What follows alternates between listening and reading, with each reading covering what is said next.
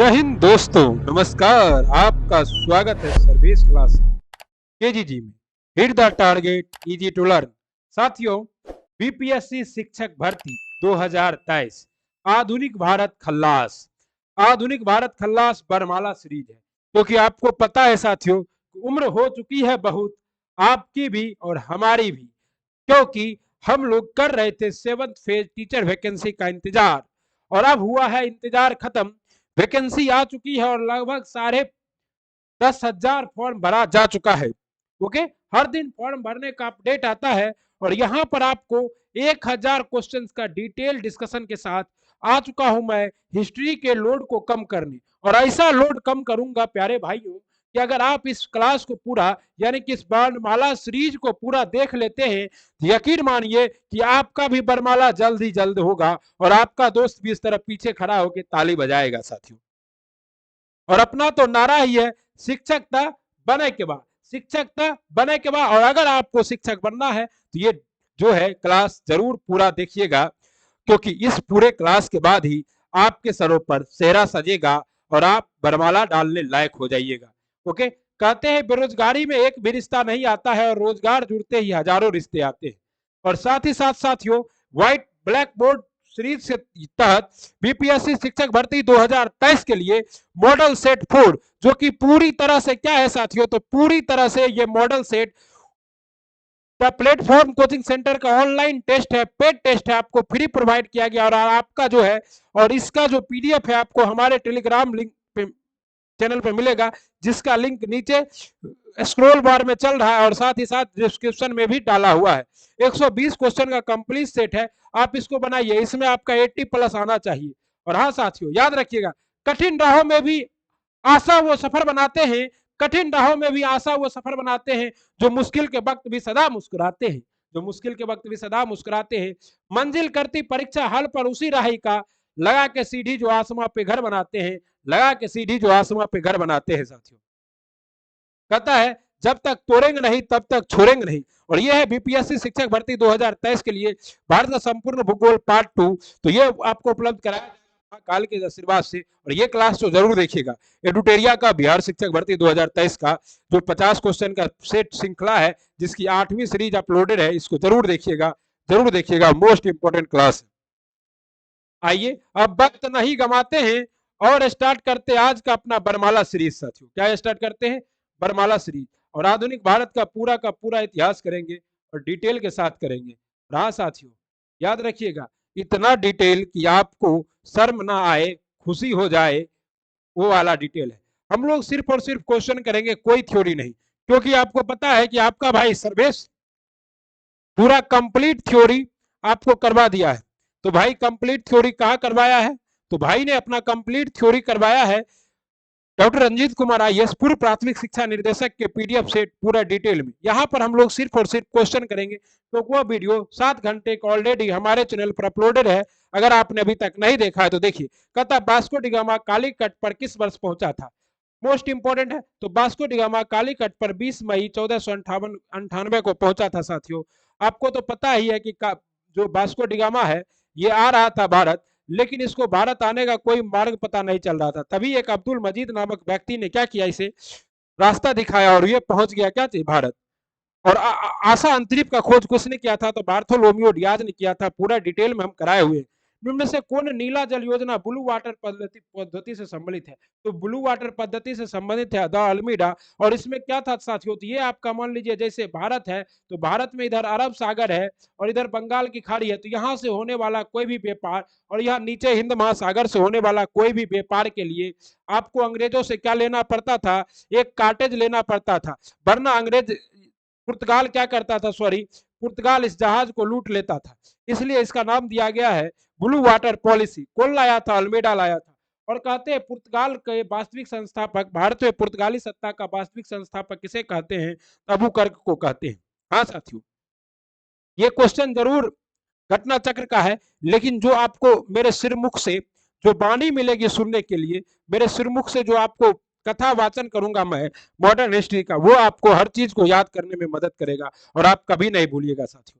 मध्यकाल में सर्वप्रथम भारत व्यापार स्थापित करने वाले कौन थे? तो सबसे पहले कौन आया था साथियों? पुर्तगाली। पुर्तगाली के बाद कौन आया था? डच। डच के बाद कौन आया था? अंग्रेज। अंग्रेज के बाद कौन आया था? तो डेनिस। और डेनिस के बाद कौन आया था? फ्रांसिस। ओके, तो 5 नंबर में कौन आया था? फ्रांसिस आया था साथियों। पूरा डिटेल में आता है।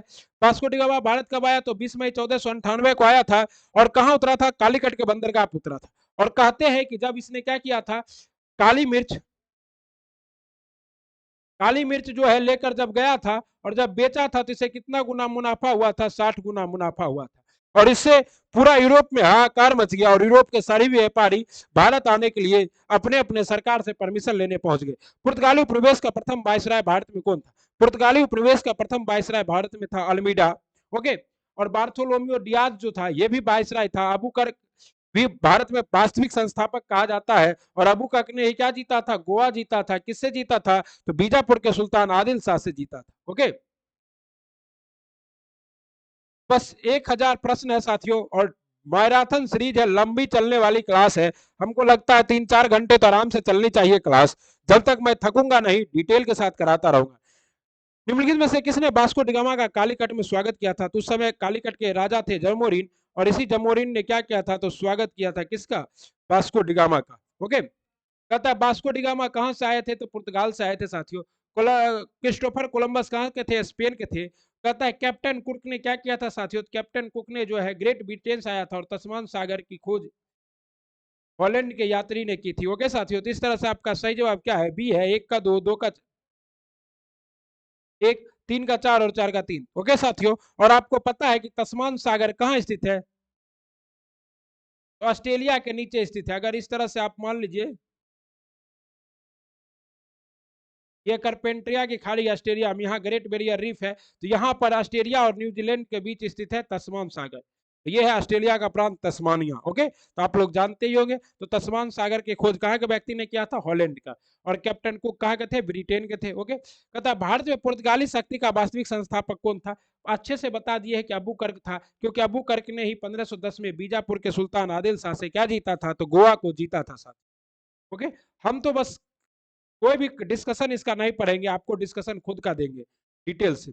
कहता है सही कथन का चयन कीजिए। भारत में यूरोपीय शक्तियों के प्रवेश के संदर्भ में निम्न में से कौन सा कथन सही नहीं है? पुर्तगालियों ने 1499 ईस्वी में गोवा पर कब्जा कर लिया। बिल्कुल गलत है भैया। पुर्तगाली 1499 में नहीं, 1510 में कब्जा करता है। अंग्रेज ने अपना पहला दक्षिण भारत में मुसलीपट्टनम में लगाया था। सही है, पहला फैक्ट्री कहाँ लगाया था? मुसलीपट्टनम में। लेकिन ये कैसा फैक्ट्री था? अस्थाई था। अस्थाई फैक्ट्री कहाँ लगाया था? सूरत में लगाया था। कब लगाया था? 1613 में लगाया था। कहता है पूर्वी भारत में अंग्रेजी कंपनी, पूर्वी भारत में अंग्रेज कंपनी 1633 में उड़ीसा में पहला कारखाना लगाई। सही है, उड़ीसा के कहा? तो चिनसुरा में। ओके, पूछ देगा उड़ीसा के कहा लगाया था? चिनसुरा में। डुप्ले के नेतृत्व में फ्रांसीसियों ने 1746 में मद्रास पे कब्जा कर लिया। एकदम सही था। और डुप्ले जो है, आई डुप्ले भारत में पहला व्यक्ति था जो कौन लाया, क्या लाया था? तो सहायक संधि लाया था।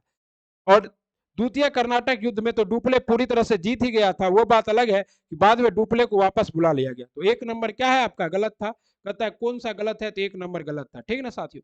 पुर्तगालियों ने भारत में निम्नलिखित में से किस स्थान पर प्रथम दुर्ग का निर्माण करवाया? तो पुर्तगालियों ने प्रथम दुर्ग कहाँ बनाई थी? कोची के अंदर। और कोची कहाँ स्थित है साथियों? तो कोची केरल में स्थित है।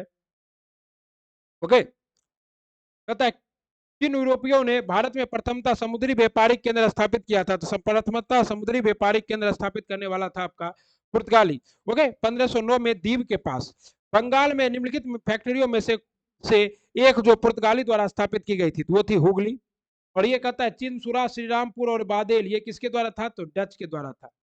और पटना में सबसे पहले कौन आया था? तो पटना में सबसे पहले आए थे पुर्तगाली। लेकिन पटना को व्यापारिक केंद्र कौन बनाया था साथियों? डच बनाया था। कौन बनाया था? डच बनाया था। जो क्वेश्चन यहाँ नहीं है, वो जो डिस्कशन यहाँ नहीं है, वो भी आपको पूरा डिटेल में दिया जाएगा।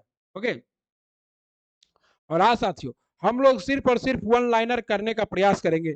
आइए, कहता है पांडिचेरी वर्तमान में पुडुचेरी वर्तमान संबंध में कौन सा विचार सही है? पुडुचेरी पर कब्जा करने वाला पहली यूरोपीय शक्ति पुर्तगाली थे। सही है, पहले यूरोपीय शक्ति क्या थे? पुडुचेरी पर कब्जा करने वाला पहली यूरोपीय शक्ति पुर्तगाली नहीं, ये तो कौन था? फ्रांसीसी था। ठीक है, और पांडिचेरी पर कब्जा करने वाली दूसरी यूरोपीय शक्ति तो पहली फ्रांसीसी नहीं, डच होगा तब। फ्रांसीसी थे। अंग्रेज कभी पांडिचेरी पर कब्जा नहीं किया, गलत, अंग्रेज ने भी पांडिचेरी पर कब्जा किया। कथन निम्न में से कौन सा कथन सही है? तो कथन एक सिर्फ सही है कि पहला जो है पुर्तगाली ही कब्जा किया था। ओके, कहता है पांडिचेरी में सर्वप्रथम पुर्तगालियों ने अपना उपनिवेश स्थापित किया था। ओके, हुगली को बंगाल की खाड़ी में समुद्री लूटपाट के लिए किसने अपना अड्डा बनाया था? तो पुर्तगालियों ने। किसने? पुर्तगालियों ने। और इसी के बारे में औरंगजेब ने कहा था कि मैं पुर्तगालियों को मारते मारते जमीन से तो हरा दूं, लेकिन पुर्तगाली जो है इसे पानी में कौन हराएगा? बंगाल की खाड़ी में समुद्री डकैती हेतु हुगली का उपयोग कौन करता था? तो पुर्तगाली करता था साथियों। हुगली में एक द्वीप था जिसका नाम था फलूटा द्वीप, वहीं पर क्या करता था, ये लोग भाग जाता था और बच जाता था। ओके, कहता है निम्न में से कौन कलकत्ता का संस्थापक है? कलकत्ता का संस्थापक है जॉब चौरनॉक। और जॉब चौरनॉक ने कब साथियों? तो 1696 ईस्वी के आसपास कोलकाता की स्थापना की थी। और कोलकाता का स्थापना करने के लिए इसने 3 गांव अंग्रेजों से लिया था। किससे? उधार लिया था कोलकाता के नवाब से। वो गांव था कालीकाता, सूती नाता एवं गोविंदपुरा। तो याद रखिएगा, कभी कभी क्वेश्चन आता है, आप लोग याद रखिएगा क्या है? कालीकाता, सुतानाती और गोविंदपुरा। इसी को किराए पर लेकर और इस सभी की जगह पर इसने क्या किया था? कलकत्ता की स्थापना की थी। कलकत्ता किसने बसाया साथियों? तो कलकत्ता को जॉब चौरनॉक ने बसाया। निम्नलिखित में से भारत का निम्नलिखित किस स्थान पर भारत के प्रथम नगर निगम स्थापित किया गया था? तो भारत का प्रथम नगर निगम मद्रास में।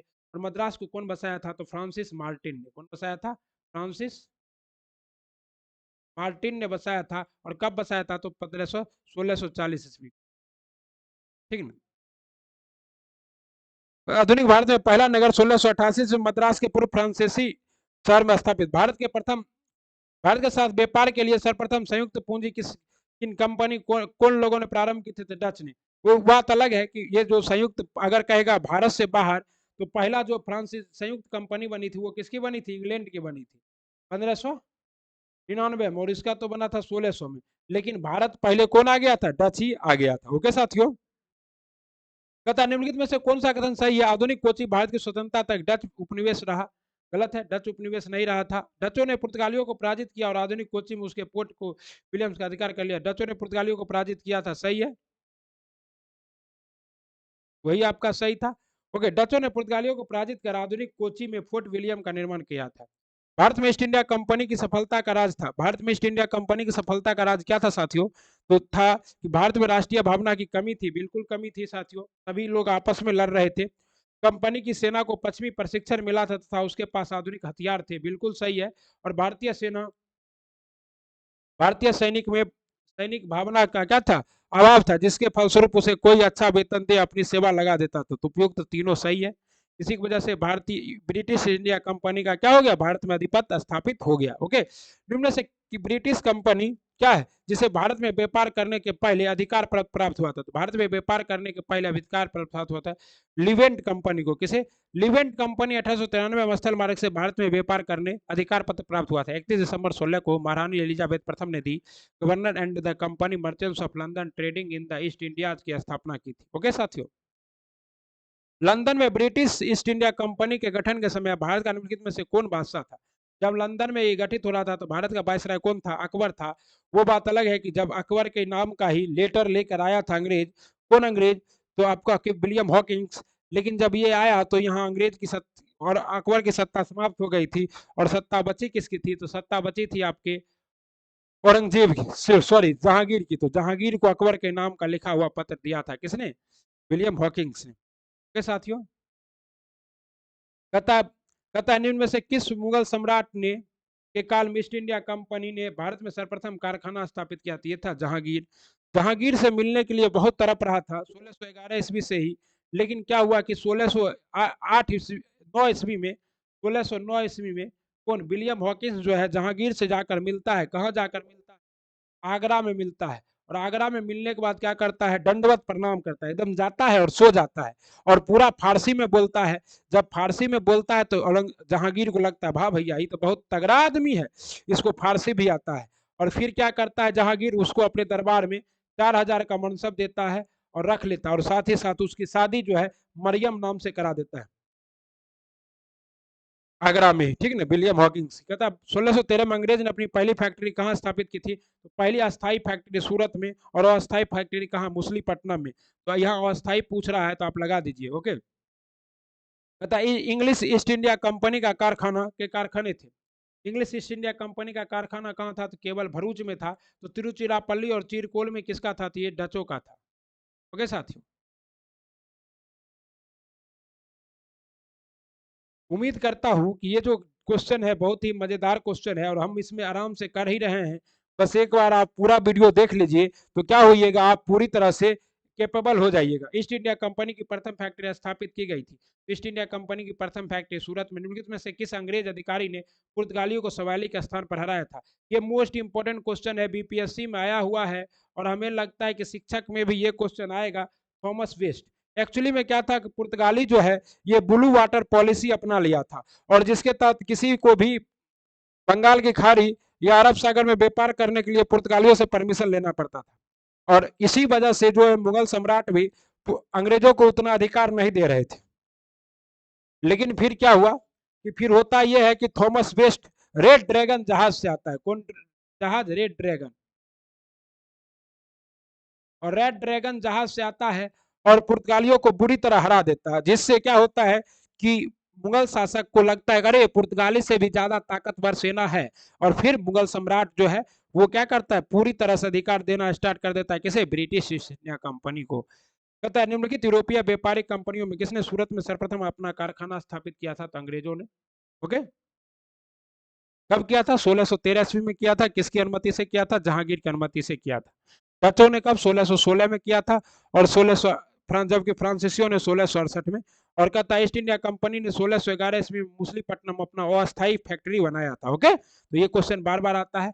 बस 1613 में ईस्ट इंडिया कंपनी ने कहां पर अपना कारखाना स्थापित किया था, तो सूरत में। डिटेल से बता ही दिए हैं।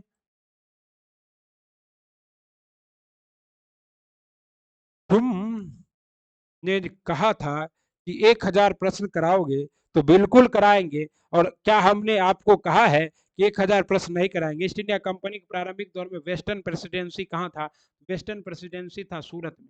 ओके। कंपनी की बंबई किससे लिया था, तो ईस्ट इंडिया कंपनी ने बंबई पुर्तगालियों से लिया था। हुआ एक्चुअली में ये कि 1661 ईस्वी में पुर्तगाल की राजकुमारी कैथरीन बिगेंजा का विवाह ब्रिटेन के राजकुमार चार्ल्स द्वितीय से हो गया। और जब विवाह हो गया तो विवाह के बाद क्या किया गया कि उपहार स्वरूप में इसने मुंबई दहेज में दे दिया। और मुंबई जब दहेज में दिया तो इसने 10 पाउंड में, ये जो दहेज में मिला हुआ मुंबई था, 10 पाउंड में ब्रिटिश इंडिया कंपनी को दे दिया। किसने, तो अंग्रेज के राजा चार्ल्स द्वितीय ने। कहता है निम्नलिखित में से किस वर्ष प्रयागराज उत्तर प्रदेश के किले पर अंग्रेजों का अधिकार हो गया। देखिए ये उत्तर प्रदेश के किले का अधिकार जो है 1797 ईस्वी में हुआ था। ये ज्यादा इंपॉर्टेंट नहीं है, ये यूपी पीसीएस का क्वेश्चन था। ईस्ट इंडिया कंपनी किस अंग्रेज गवर्नर और औरंगजेब द्वारा भारत से निष्कासित किया गया था। देखिए एक ईस्ट इंडिया कंपनी का जो गवर्नर था जिसका नाम था जॉन चाइल्ड, ये बहुत भच भच भच भच कर रहा था। तो औरंगजेब ने इसे क्या किया, भगा दिया। बोला तुम भागो, अगर तुम रहोगे तो हम अंग्रेज सबको बंदी बना लेंगे। और फिर औरंगजेब ने इसे क्या किया, भगा दिया था। इनमें से प्रथम कर्नाटक युद्ध कौन सा तात्कालिक कारण था। देखिए प्रथम कर्नाटक युद्ध का तात्कालिक कारण था ऑस्ट्रिया की राजगद्दी का जंग। एक्चुअली में क्या था कि एक राजकुमार जो है उसका विवाह जो हुआ, ऑस्ट्रिया के एक राजकुमार का विवाह हुआ था किसके साथ, फ्रांसीसी महिला के साथ, फ्रांसीसी राजकुमारी के साथ। और एक का हुआ था ब्रिटेन की राजकुमारी के साथ। तो ब्रिटेन वाला चाहता था कि मेरा राजकुमार राजा बने, और फ्रांस वाला चाहता था मेरा। और इस वजह से दोनों के बीच कॉन्फ्लिक्ट हो गया। और कब, 1746 में जो है, 1746 में प्रथम कर्नाटक युद्ध हुआ। और इस युद्ध की जो समाप्ति है वो किसके द्वारा हुआ था, एक्सला सापेल की संधि के द्वारा। एक्सला सापेल की संधि के द्वारा। ओके। और ये एक्सला सापेल की संधि कहाँ हुई थी, तो ब्रिटेन में ही हुई थी। जगह है एक। ओके। तो कहता है प्रथम विश्व युद्ध अंग्रेजों द्वारा फ्रांसीसी जहाजों का अधिग्रहण। अब देखिए तात्कालिक कारण तो ये भी था, और साथ ही साथ ऑस्ट्रिया के उत्तराधिकार का युद्ध भी था। ठीक है ना। तो यहाँ पर क्वेश्चन था कि तात्कालिक कारण क्या था, तो आपको डी मारना होगा। लेकिन आपको लगता है उतना डिटेल नहीं पूछा जाएगा शिक्षक में, तो आपसे ये पूछा जाएगा कि कारण क्या था, तो आप मारिएगा ऑस्ट्रिया का उत्तराधिकार युद्ध। और 1746 में और किसके द्वारा समाप्त हुआ था, तो एक्सला सापेल की संधि द्वारा। कर्नाटक युद्ध किन के मध्य लड़ा गया था, तो अंग्रेज और फ्रांसीसी के मध्य लड़ा गया था। कहता है प्रथम कर्नाटक युद्ध में क्या हुआ था साथियों, प्रथम कर्नाटक युद्ध में और निर्णायक एक्सला चापेल की संधि संत हुआ था प्रथम कर्नाटक का युद्ध का, बता दिए। तृतीय कर्नाटक युद्ध में क्या हुआ था, तो तृतीय कर्नाटक युद्ध में पेरिस की संधि से अंत हुआ तृतीय कर्नाटक युद्ध का। और इसके बाद तो और द्वितीय कर्नाटक युद्ध में क्या हुआ, तो द्वितीय कर्नाटक युद्ध में ब्रिटिश की हार हुई थी और प्रथम मैसूर युद्ध जो है, सॉरी, प्रथम मैसूर युद्ध में ब्रिटिश की हार हुई थी और द्वितीय कर्नाटक युद्ध और निर्णायक युद्ध था। क्यों और निर्णायक युद्ध था साथियों, क्योंकि द्वितीय कर्नाटक युद्ध में डुप्ले को वापस बुला लिया गया और जब डुप्ले वापस चला गया तो फ्रांसीसी गवर्नर कौन आया था, शायद कोई मतलब दिमाग से निकल रहा है, तो वो आया था। और उसके बाद ये संधि, प्रथम कर्नाटक युद्ध एक्सला सापेल की संधि द्वारा 1748 ईस्वी में समाप्त हुआ था। तृतीय कर्नाटक युद्ध 1763 में पेरिस की संधि द्वारा समाप्त हुआ था। ओके, और द्वितीय कर्नाटक युद्ध और निर्णायक रहा था, लेकिन इसी कर्नाटक युद्ध में डुप्ले पूरी तरह से जीत रहा था। और प्रथम मैसूर युद्ध में टीपू सुल्तान ने ब्रिटिश को हरा दिया था। किसने ब्रिटिश को हरा दिया था। ओके साथियों, कहता है प्रथम कर्नाटक युद्ध 1746 से 48 चला था, सही है। कर्नाटक का द्वितीय युद्ध 1750 से 52, ये गलत है। कर्नाटक का तृतीय युद्ध 58 से 63, द्वितीय तो तुरंत स्टार्ट हो गया था, 49 में ही स्टार्ट हो गया था। ओके, और कहता है पानीपत का तृतीय युद्ध तो मराठा और किसके बीच में, अवध अब्दाली के बीच में 1761 में लड़ा गया था, बिल्कुल क्या है, सही है। ओके साथियों, कहता है प्रथम कर्नाटक युद्ध 1746 से 48 में हुआ था, सही है। द्वितीय कर्नाटक युद्ध 1749 से 54 में हुआ था। और आपको पता है कि द्वितीय कर्नाटक युद्ध का मेन कारण क्या था, तो कर्नाटक के नवाब और चिनकिलीज खां जो हैदराबाद के नवाब थे उनकी मृत्यु हो गई थी। और उसके बाद चिनकिलीज खां का जो नाती और पोता था दोनों सत्ता के लिए लड़ रहा था। ओके, और अनवरुद्दीन की मृत्यु के बाद कर्नाटक भी अवस्थित हो गया था। कर्नाटक का तृतीय युद्ध के बाद तो सब कुछ क्या हो गया, सुलझ ही गया। और फ्रांसीसियों ने संधि कर ली, किसकी, पेरिस की संधि। और फिर और इसी समय तृतीय कर्नाटक युद्ध के समय ही एक प्रमुख युद्ध लड़ा गया था जिसका नाम था वांडीवास का युद्ध। और इसी के द्वारा क्या हुआ, कार्यक्रम इंड हुआ। और तृतीय मराठों की हार कब हुई थी, तो तृतीय पानीपत युद्ध 1761 में। कब लड़ा गया था, तो 14 जनवरी 1761 को। कहता निम्नलिखित में से कौन सा प्रथम यूरोपीय व्यक्ति था जिसने भू क्षेत्र अर्जित करने के उद्देश्य से भारतीय राजाओं के झगड़े में भाग लेने की नीति अपनाई थी, ये था डुप्ले। कौन था, डुप्ले था। और डुप्ले कहाँ का गवर्नर था, फ्रांसीसी गवर्नर था। भारत में फ्रांसीसी ने अपना सबसे पहला कारखाना निम्न स्थान पर आयोजित किया गया था, तो सूरत में। ओके, कब, 1764 में फ्रांसीसी कंपनी बनी थी। और फ्रांस के लुई 14वां के शासन में काल में, और मंत्री कौन था, कोलबर्ट, और उसने बनाया था क्या चीज साथियों, इसने बनाया था आपका फ्रांसीसी कंपनी। और ये 1664 ईस्वी में भारत आया। कंपनी का नाम था कंपनी द इंडेसे ओरिएंटस। ओके, और 1768 में इसने क्या किया था, तो सूरज फ्रांसीसी ईस्ट इंडिया कंपनी स्थापित हुई थी लुई 14वां के शासन काल में। किसके शासन काल में, लुई 14वां के शासन काल में।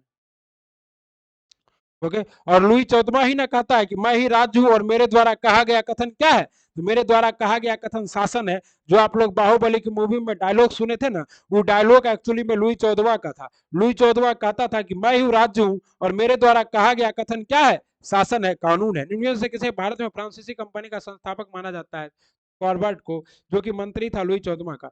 बंगाल में निम्न में से कौन सा कारखाना डचों ने स्थापित किया था, तो बंगाल में बी और सी, हुगली और चिंसुरा में दोनों जगह फैक्ट्री किसने आयोजित किया था, तो डचों ने स्थापित किया था साथियों। ओके, कहता 17वीं शताब्दी के समाप्त होने तक डच कंपनी कासिम बाजार, पटना, ढाका, मालदा, बालासोर, बोरतिंग, जोगिया, फातवा आदि स्थानों पर भी स्थापित हो चुकी थी। डच ईस्ट इंडिया कंपनी ने किस वर्ष अपनी फैक्ट्री पटना में स्थापित की थी, डच ईस्ट इंडिया कंपनी ने 1632 में। तो ये मोस्ट इंपॉर्टेंट है साथियों। डच ईस्ट इंडिया कंपनी ने 1632 में क्या किया था, फैक्ट्री स्थापित किया था, कहाँ, पटना में। और ये जो डचों का फैक्ट्री है इसी पर अभी अवस्थित है, क्या चीज, Patna college. Okay, Patna college डचों का कारखाना हुआ करता था, ठीक है ना। कहता फ्रांसीसी दक्कन में शांति आंदोलन स्थापित करने में असफल रहे, क्योंकि क्यों असफल है, क्योंकि अंग्रेज की फौज शक्तिशाली थी। और अंग्रेज की फौज शक्तिशाली थी और फ्रांसीसी नहीं जीत सके और डुप्ले को भी वापस बुला लिया गया था। निम्न में यूरोपीय कंपनियों को व्यापार के समय पर प्रवेश, तो सबसे पहले कौन आया था, 1 नंबर, 2, 3 और 4। तो बच्चा बच्चा जानता है क्या होगा, 4, 2, 3, 4, 2, 1, 4, 4, 2, 1, 3, 4, 2, 1, 3। ओके, पूरा डिटेल में हम कराए ही हैं इस सब आपको, इसमें मॉडल हिस्ट्री के क्लास में। ओके, ये है आप लोग नहीं किए हैं तो कीजिए। पांडिचेरी पर किसका कब्जा था? तो पांडिचेरी पर फ्रेंच का कब्जा था। गोवा पर किसका कब्जा था? पुर्तगालियों को। टर्बन कोर पर किसका कब्जा था? डच का। और रुद्रास पर किसका कब्जा होगा? डेनिश का कब्जा होगा साथ। कहता है पांडिचेरी पर फ्रेंच का कब्जा था, सही है। गोवा पर पुर्तगाली, टर्बन कोर पर डेनिश और रुद्रास पे डच का कब्जा था। तो एक सेकेंड इसको सही कर लेते हैं। कभी कभी हो जाती है गलतियां इस बाजार में, मैं कोई मजा हुआ खिलाड़ी थोड़े ना हूं, है क्या? तो ट्रावन कोर जो है यही डेनिस का था और रुद्रास किसका था? डच का था, ठीक ना। कहते हैं कि छोटा भाई हूं मैं आपका, और आप लोग बस क्वेश्चन कीजिए, मेरे साथ बने रहिए, बहुत मजा आएगा। बरसात का मौसम आने वाला है, बस शादी में जरूर बुलाइएगा, क्योंकि ये साथ आपका जो है बरमाला सीरीज है, और बरमाला तो आपका होगा ही। उस क्षेत्र की पहचान करें जहां यूरोपियों को सर्वोत्तम सोरा और अफीम मिलता था। वो क्षेत्र था आपका बिहार। बिहार से क्या करता था यूरोपीय? खूब सोरा और अफीम का उत्पादन करवाता था। अंग्रेजी शासन में भारत का कौन सा क्षेत्र अफीम उत्पादन हेतु प्रसिद्ध था? ये था आपका बिहार। निम्नलिखित यूरोपिया में से कौन सा एक स्वतंत्र पूर्व भारत में व्यापारियों के रूप में सबसे अंत में आया था? तो सबसे अंत में आया था फ्रांसीसी। कब आया था? तो 1664 में बताए थे, इस कंपनी का स्थापना ही हुआ था। ओके,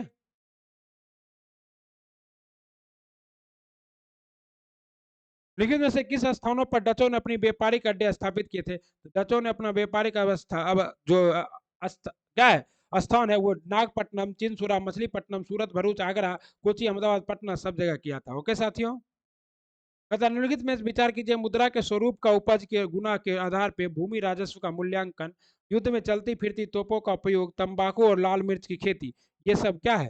तथा उपयुक्त में से कौन सा अंग्रेजों की भारत की देन थी? उपयुक्त में से कोई नहीं, अंग्रेज कुछ भी भारत में नहीं लाया। भारत में तो ये सब पहले से ही क्या हुआ था? हो चुका था, आ चुका था। तंबाकू और मिर्च लाने का श्रेय किसको है? तो पुर्तगाली को है। तोप लाने का श्रेय किसको है? तो बाबर महोदय को है। ओके, बाबर। और मुद्रा के रूप में उपज के गुना के आधार पर भूमि, ये कौन था? अकबर महाराज का था। ओके, किसने ईस्ट इंडिया कंपनी के बारे में यह टिप्पणी की कि कंपनी एक असंगति है, परंतु यह उस व्यवस्था का भाग है जहां सब कुछ ही असंगत है? यह प्रसिद्ध कथन है टीबी मैकाले का। और यही टीबी मैकाले जो है आगे चलकर 1835 में क्या करता है? तो मैकाले मिंट लाता है, और जिसके तहत भारत में अंग्रेजी शिक्षा का प्रचार प्रसार होता है। ओके, मेरी महबूबा छोड़कर चली गई है, आपकी भी चली गई होगी, है? एक्सला सापेल की संधि 1748 ईस्वी में हुआ था, और प्रथम कर्नाटक युद्ध की समाप्ति हुई थी, सही है। अंग्रेजों के द्वारा मद्रास पुनः प्राप्त हुआ था, अंग्रेज ने क्या किया था? मद्रास पुनः प्राप्त कर लिया था। तो ये दोनों सही है। और आपको बताए थे एक्सला सापेल कहाँ अवस्थित है? यूरोप में। ओके, भारत में अंग्रेजियों की सफलता तथा फ्रांसीसियों की असफलता के कारण के संदर्भ में निम्नलिखित कथनों में से कौन सा कथन सही है? अंग्रेज को बंगाल विजय से अपार धन एवं जनशक्ति मिला, सही है। क्योंकि 1757 में अंग्रेज ने क्या किया? पलासी के युद्ध में मीर जाफर की सहायता से सिराजुद्दौला को हरा दिया, और जब सिराजुद्दौला को हरा दिया तो क्या हुआ? पूरा का पूरा अधिकार कर लिया। ओके, तो सही है। अंग्रेजों की बेहतरीन नौसैनिक ताकत थी। तो ये एक और दो दोनों क्या है? सही है।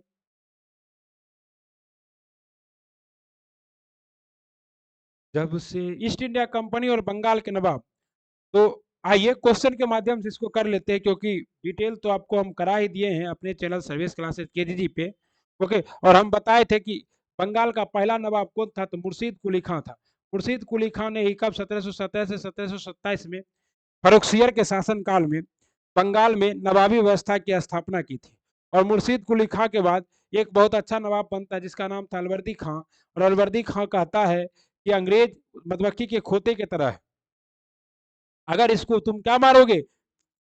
इसको छेड़ोगे नहीं तो ये शहद देगा, अगर छेड़ोगे तो काट काट कर मार डालेगा। फिर इसी का दो है छोटा भाई पुत्र नाती, मात्र 23 साल की एज में सिराजुद्दौला मदमस्त हाथी की तरह। देखिए 23 साल की एज में क्या एज होता है, और अगर 23 साल की एज में आपको कहीं का नवाब बना दिया जाए और आपके नजर में कुछ गलत हो रहा है तो आपके अंदर बर्दाश्त करने की क्षमता नहीं होगी। तो ठीक वही हुआ था किसके साथ? सिराजुद्दौला के साथ। और सिराजुद्दौला 23 साल में ही अंग्रेजों से जाकर भिड़ गया, और फिर ब्लैक हॉल की घटना हुई थी। जिसमें आपको बताए थे कि 246 अंग्रेजों को बंदी बनाया था, जिसमें मात्र 23 ही जिंदा रहा था, बाकी सभी मर गए थे। इसी को ब्लैक होल की ट्रेजेडी कहते हैं। और इस घटना का वर्णन किसने किया था? तो जे एड जेड हॉलवेल ने किया था। और ये कहा जाता है कि अगर भैया 23 को जिंदा बचा था तो तुम एक अकेले हो हॉलवेल महोदय, बाकी का 22 कहाँ है उसको भी लाओ। तो ये जो कहानी है ना, ये विवादास्पद है भारतीय राजनीति में, और भारतीय इतिहासकार इससे सही नहीं मानते हैं। ओके, फिर तो आपको बताए थे कि 23 जून 1757 को रॉबर्ट क्लाइव और किसके बीच में? तो बंगाल के गवर्नर सिराजुद्दौला के बीच में प्लासी का युद्ध हुआ था, जिसमें रॉबर्ट क्लाइव जीत गया, क्योंकि रॉबर्ट क्लाइव ने क्या किया था? तो मीर जाफर को नवाब का पद देने के नाम पे पटिया के रख लिया था। और आधुनिक भारत का पहला किसे आधुनिक भारत का पहला किसे आधुनिक भारत का पहला गद्दार किसे कहा जाता है? तो मीर जाफर को। वैसे भारत का पहला गद्दार कौन था? तो जयचंद्र था, जो पृथ्वीराज चौहान को हराने में मदद करता है। किसका पता है आपको? मोहम्मद गोरी का। ओके, उसके बाद मीर कासिम भी नवाब बना। और मीर कासिम जब नवाब बना तो मीर कासिम ने अपनी राजधानी को मुंगेर मुर्शिदाबाद से मुंगेर लाया था। तो ये इंपॉर्टेंट है बिहार के एग्जाम के दृष्टि से, मुंगेर को किस नवाब ने अपना राजधानी बनाया था? तो मीर कासिम ने। एक्चुअली में क्या हुआ था कि जब अंग्रेजों ने मीर जाफर को बनाया तो मीर जाफर अंग्रेजों का पूरा शर्त नहीं मान रहा था। तो फिर क्या किया गया कि मीर कासिम को बनाया गया, और बोला मीर कासिम क्या है कि नवाब रहेगा तो ठीक रहेगा। लेकिन मीर कासिम भी तेज था, इसने अंग्रेज को कहा कि जो करना है करिए, और चुपचाप अंग्रेजों से नजरें चुरा कर कहाँ आ गया? मुंगेर आ गया। और मुंगेर में बहुत सारे लोहार और बंदूक बनाने के व्यक्ति कारीगरों को लेकर आया, और बंदूक बनाने का कारखाना एस्टेब्लिश कर दिया। और बंदूक सोचा बंदूक बंदूक बना लेंगे और फिर लड़ेंगे। और तब तक ये दोस्ती करने चला गया कहाँ?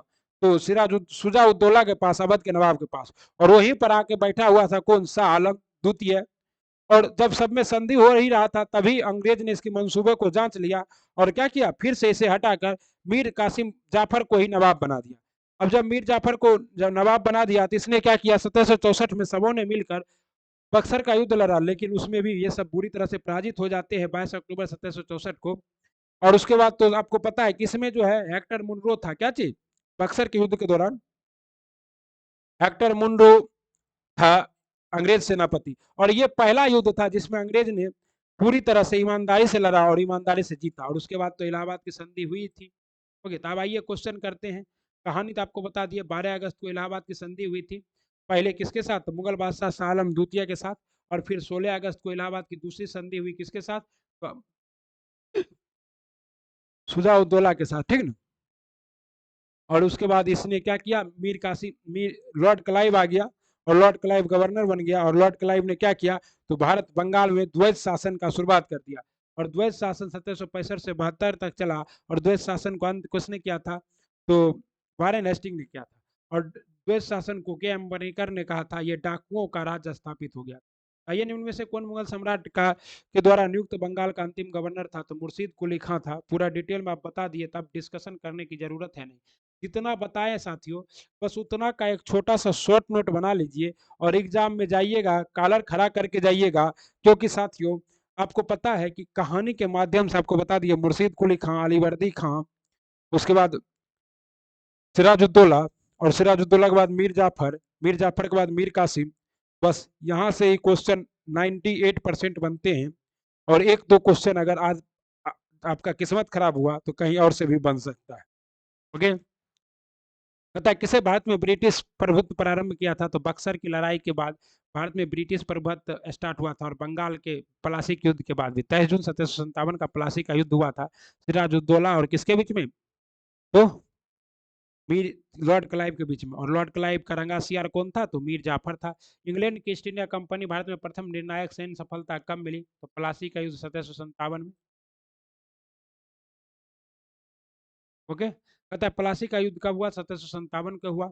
ओके, सिराजुद्दौला लॉर्ड क्लाइव द्वारा पराजित होता है प्लासी के युद्ध में। ओके, भारतवर्ष में ब्रिटिश साम्राज्य का संस्थापक कौन था?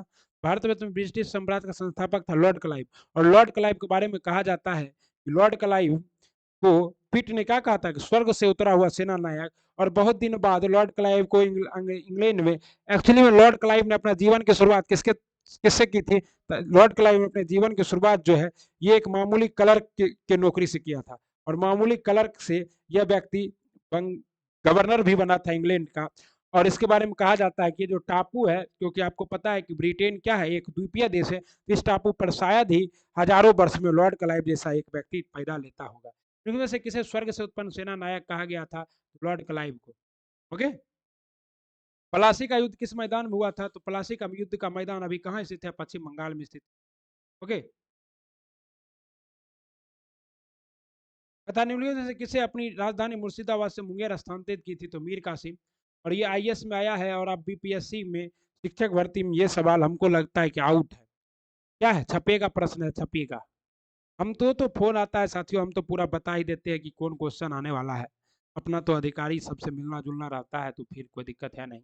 सबसे अधिक निर्णायक युद्ध जिसने अंग्रेजों के भारत में प्रभुत्व को संधारित किया था, वह कौन था साथियों? वह था बक्सर का युद्ध। और कब लड़ा गया था? 1764 में। ये कब लड़ा गया था? 1757 में। ओके।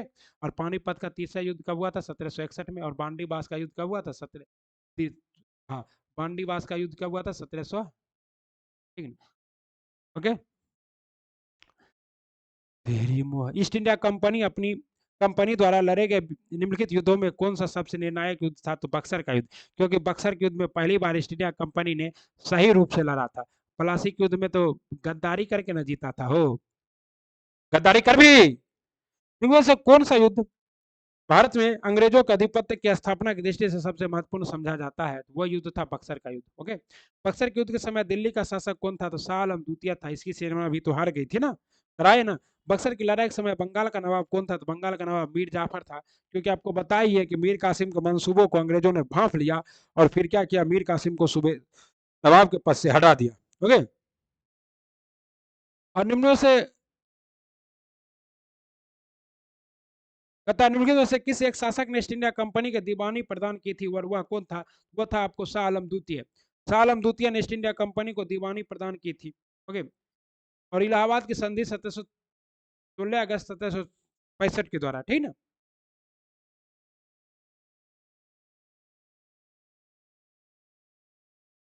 1765 में ईस्ट इंडिया कंपनी को बंगाल की दीवानी किसने प्रदान की थी? तो मुगल सम्राट ने। किसने? मुगल। किस गवर्नर के कार्यकाल में ईस्ट इंडिया कंपनी को शहंशाह शाह आलम द्वितीय द्वारा बंगाल, बिहार तथा उड़ीसा में दीवानी अधिकार प्राप्त किया गया था?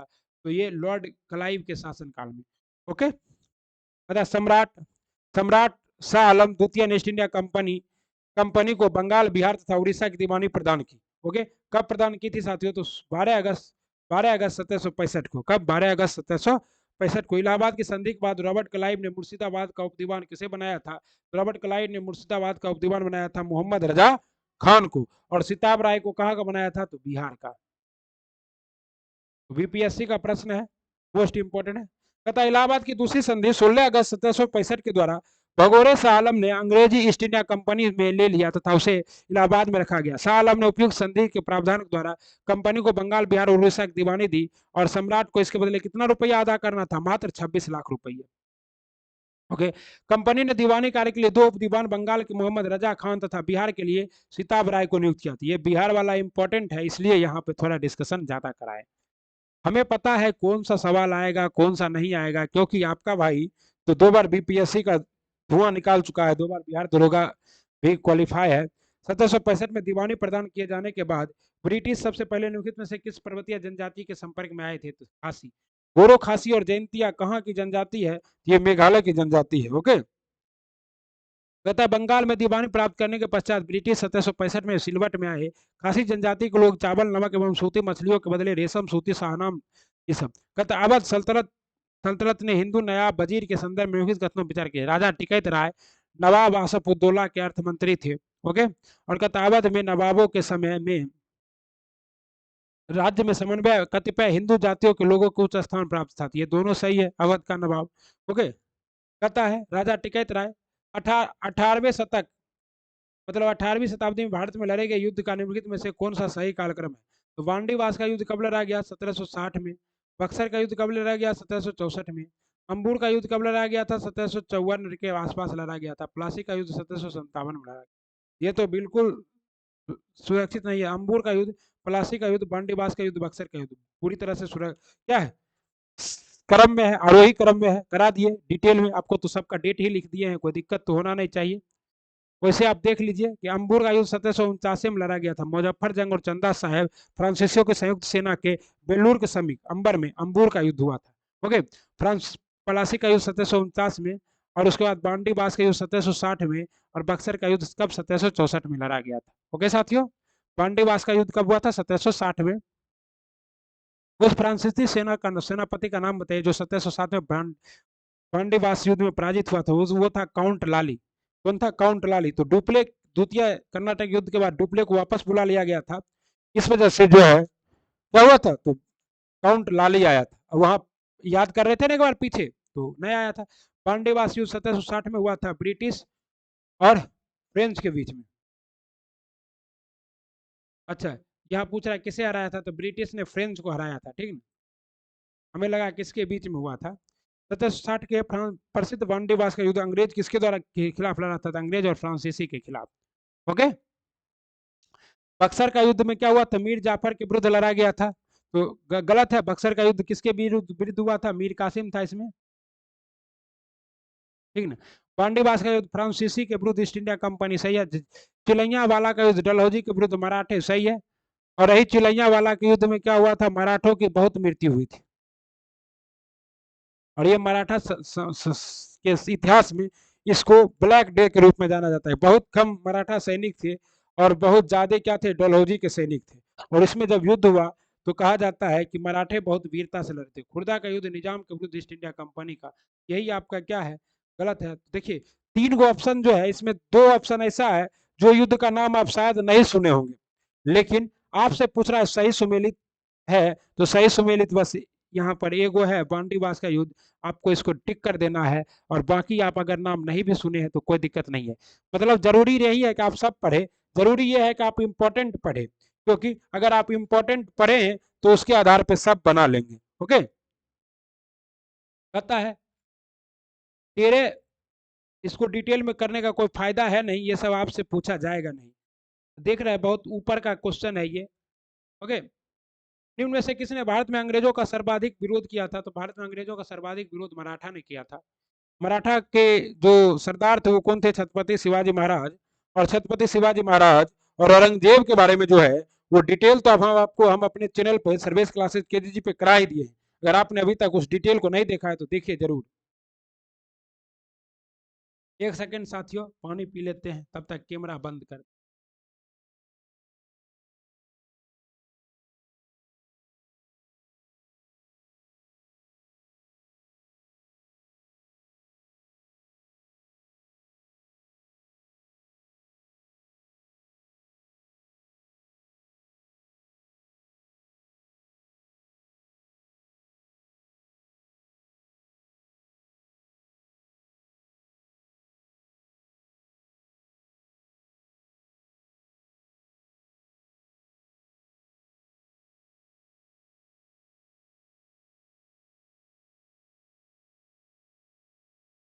Welcome back. पानी पी रहे थे, कैमरे बंद कर दिए, क्या कीजिएगा। बिहारी आदमी है ना, सब दिमाग लगा के चलते हैं। आइए, तो हम लोग और प्रश्न करते हैं। क्लास चलेगी, लंबा चलेगी, 2-4 घंटे आराम से बैठे रहेंगे दोनों भाई, सब आदमी, और करते रहेंगे। और एक बार मान लीजिए ना, ये सब कर लेने के बाद क्या होगा? बहुत सारा। रंजीत सिंह किस राज्य से संबंधित थे? रंजीत सिंह का संबंध कहाँ से था? श्रीनगर से। रंजीत सिंह का जन्म 13 नवंबर 1780 को सुकरचकिया मिसल के मुखिया महा सिंह के घर में हुआ था। अब हम लोग किसके बारे में पढ़े? सिख के बारे में। महाराजा रंजीत सिंह और अंग्रेज के बीच 25 अप्रैल 1809 को अमृतसर की संधि हुई थी। और संधि का तत्कालिक प्रभाव यह हुआ कि रंजीत सिंह को सतलज पार के सिख राजाओं के ऊपर प्रभुत्व जमाने का स्वप्न टूट गया। परंतु दूसरी ओर, जैसे कनिंघम ने कहा, रंजीत सिंह को पश्चिम दिशा में प्रसार करने की खुली छूट मिली। 1818 से में मुल्तान और 1819 कश्मीर और 1834 में पेशावर को जीत लिया। किसने? रंजीत सिंह ने। ओके, रंजीत सिंह किस मिशन से संबंधित थे? तो शुकर चकिया मिशन से संबंधित थे। और इनके पिता का नाम क्या था? इनके पिता का नाम था कौन? महासिंह। ओके, महाराजा रंजीत सिंह के राज्य की राजधानी क्या थी? तो महाराजा रंजीत सिंह के राज्य की राजधानी थी लाहौर, लेकिन महाराजा रंजीत सिंह की धार्मिक राजधानी क्या थी? तो अमृतसर थी। ओके, राजा राजा रणजीत सिंह के किस स्थान पर अदालत आला की स्थापना की थी? अदालत आला की स्थापना की थी लाहौर में। ओके। रणजीत सिंह ने सुप्रसिद्ध कोहिनूर हीरा प्राप्त किया था तो शाह शुजा से। एक्चुअली में क्या हुआ था कि शाह शुजा का जो है ना दलदल में फंस गया था तोप। किसमें? तो चिनाब नदी के दलदल में। तो रणजीत सिंह ने कहा कि भैया शाह शुजा तुम जाओ, हम तुम्हारा तोप निकाल के भिजवा देंगे। तो ये क्या किया, निकाल के भिजवा दिए। कौन? आपके रणजीत सिंह। और खुश होकर शाह शुजा ने क्या किया, अफगानिस्तान का राजा था, दे दिया महाराजा रणजीत सिंह को क्या चीज, वही कोहिनूर हीरा। आखिर एक्चुअली में कोहिनूर का मतलब क्या होता है? कोई मतलब होता है ऐसा पत्थर जिससे क्या निकलता हो, नूर निकलता हो। और कोहिनूर नाम इसका किसने दिया था? नादिर शाह ने। और नादिर शाह ही ना लूट के इसे ले गया था 1739 में। तो पूरा डिटेल तो नादिर शाह के बारे में आपको कराए हैं ना अपने चैनल पे। इनमें से किसने कहा था ईश्वर की इच्छा थी कि मैं सब धर्मों को एक निगाह से देखूं, इसलिए उसने मेरी दूसरी आंख की रोशनी थी। एक्चुअली में महाराजा रणजीत सिंह काना थे, मतलब उनके पास एक ही आंख था। बचपन में ही उनका एक आंख गंभीर बीमारी की वजह से खत्म हो गया था। ठीक, ये महाराजा रणजीत सिंह की प्रसिद्ध कहा वक्तव्य है। शुक्रचकिया मिसल के मुखिया महासिंह के घर में हुआ था और 12 वर्ष की के ही थे। उनके माता का स्वर्गवास हो गया। 1792 तक एक प्रतिशासन परिषद में उसकी माता का सास और दीवान लाखपत थे, शासन में चलाया। महाराजा रणजीत सिंह के उत्तराधिकारी कौन हुए? तो बहुत बार ये क्वेश्चन आता है। कल ही ये क्वेश्चन आपको जब हम करा रहे थे क्या थे साथियों, प्लेटफॉर्म का ऑनलाइन सेट फोर्थ, वहां भी ये प्रश्न आया था। अतः सिख राज्य का अंतिम राजा कौन था? तो दिलीप सिंह था। एक्चुअली में क्या हुआ, महाराजा दिलीप सिंह सिख साम्राज्य के अंतिम शासक थे। उन्हें 1893 से 49 ईस्वी तक शासन किया। और उसके बाद इसे लॉर्ड डलहौजी क्या करता है, हरा कर, और कहता है भैया दिलीप सिंह तुम चले जाओ ब्रिटेन और वहां जाकर शिक्षा प्राप्त करो, क्योंकि तुम अभी हो छोटे बच्चे। और इसको भेज देता है ब्रिटेन। और ब्रिटेन में इससे क्या करता है, कोहिनूर हीरा जो है महारानी विक्टोरिया को दान करवा देता है। ओके,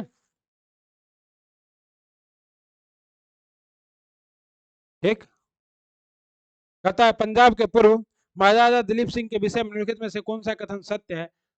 तो महाराजा 23 अक्टूबर 1893 को उनका निधन पेरिस में हुआ, एकदम सही है साथियों। नासिक में उनकी अंत्येष्टि हुई थी, गलत है बेचारा का, उन्हें कभी भी सिख धर्म नहीं छोड़ा, वह कभी भी रूस नहीं गए थे। ये सभी क्या है, गलत है। वो बेचारा सब जगह गया था, बहुत जगह गए थे समर्थन जुटाने के लिए, लेकिन उन्हें अंग्रेज के बढ़ती ताकत के खिलाफ कहीं भी समर्थन नहीं मिला। और वह बेचारा जो है खाना बदोश की तरह जीवन जीते हुए 23 अक्टूबर 1893 को पेरिस फ्रांस में उनकी मृत्यु हो गई थी। ओके। सिख साम्राज्य का अंतिम शासक कौन था? तो सिख साम्राज्य का अंतिम शासक था दिलीप सिंह। कौन था? दिलीप सिंह था। आपको पता ही है पूरा डिटेल में। पंजाब के विलय के पश्चात पंजाब पर शासन करने के लिए निम्नलिखित में से कौन 3% का सदस्य नहीं था? ये 3% का सदस्य नहीं था, ये कौन? HM इलियट और आपका रॉबर्ट मेंटोगरी। एक्चुअली में क्या हुआ था, जब राजा दिलीप सिंह को भगा दिया गया, वहां पर कुछ पंजाबियों के द्वारा एक राजा स्थापित किया गया। और उसमें क्या किया गया, 2-4 ब्रिटिशर्स को रख दिया गया, ताकि लोगों को लगे कि जो यहाँ जो शासन है वो लोकतंत्रात्मक शासन है, पंजाबी और ब्रिटिशर्स मिलकर फैसला लेते हैं, ताकि जनता का विद्रोह ना हो। ओके। इसमें शामिल था कौन? पंजाब के ब्रिटिश साम्राज्य में विलय के बाद लॉर्ड डलहौजी ने 1849 में पंजाब में शासन करने के लिए 3 लोगों के एक परिषद का गठन किया, जिसमें सर हेनरी लॉरेंस अध्यक्ष तथा जॉन लॉरेंस और चार्ल्स ग्रेनविल मालसेल सदस्य थे। ठीक है ना, तो ये मोस्ट इंपॉर्टेंट है। लेकिन उसके लिए जो बीपीएससी का एग्जाम देगा, बीपीएस बिहार टीचर के लिए ज्यादा इंपॉर्टेंट नहीं है। प्रथम आंग्ल मैसूर युद्ध 1766-69 में कौन विजयी रहा था? प्रथम आंग्ल मैसूर युद्ध में हैदर अली विजयी रहा था। कहा भी जाता है कि हैदर अली किसी भी मैसूर हारा नहीं था अंग्रेजों से, लड़ते लड़ते मर गया लेकिन हारा नहीं था। कौन? हैदर अली। ओके। तथा निम्न से कौन 1755 में डिंडूगुल और मैसूर में एक आधुनिक शस्त्रागार स्थापित की थी? तो डिंडूगुल और मैसूर में आधुनिक शस्त्रागार स्थापित किया था किसने? हैदर अली ने। ओके। 1742 में केकट राय के नेतृत्व में क्या है, मैसूर सेना ने डिंडूगुल पर विजय प्राप्त कर ली थी। ब्रिटिश जनरल जिसने हैदर अली को पोर्टोनोवा के युद्ध में हराया वो कौन था साथियों? वह था सर आयरकूट। हराया था क्या द्वितीय विश्व युद्ध, द्वितीय मैसूर युद्ध में तो हैदर अली की मृत्यु ही हो गई थी। ओके। 1781 में हैदर अली का सामना अंग्रेज गवर्नर आयरकूट से हुआ, जिसने पोटोनवा के 1 जुलाई 1781 को है टीपू सुल्तान ने अपनी राजधानी बनाई थी। तो टीपू सुल्तान ने अपनी राजधानी बनाई थी श्रीरंगपट्टनम को। और तृतीय आंग्ल मैसूरी युद्ध के बाद होगी किसकी संधि? श्रीरंगपट्टनम की। और ये देखिए बहुत पुराना बीपीएससी का सवाल है, ये सब सवाल आ सकता है। तो अब बीपीएससी का लेवल तो बहुत बढ़ चुका है, पुराने जमाने में ऐसे सवाल आया करते थे। तो ये सब बिहार शिक्षक भर्ती के लिए सही सवाल है। निम्नलिखित भारतीयों में से कौन था जिसने विदेशों में आधुनिक पद्धति से दूतावास स्थापित किए थे? तो वो था आपका टीपू सुल्तान। और इसने कहाँ स्थापित किया था साथियों? तो इसने स्थापित किया था फ्रांस में। ओके। और इन्होंने स्वतंत्रता का एक वृक्ष भी लगाया था। ओके। तथा टीपू सुल्तान ने ब्रिटिश सेना को 1780 ईस्वी में हराया था। टीपू सुल्तान से कहा?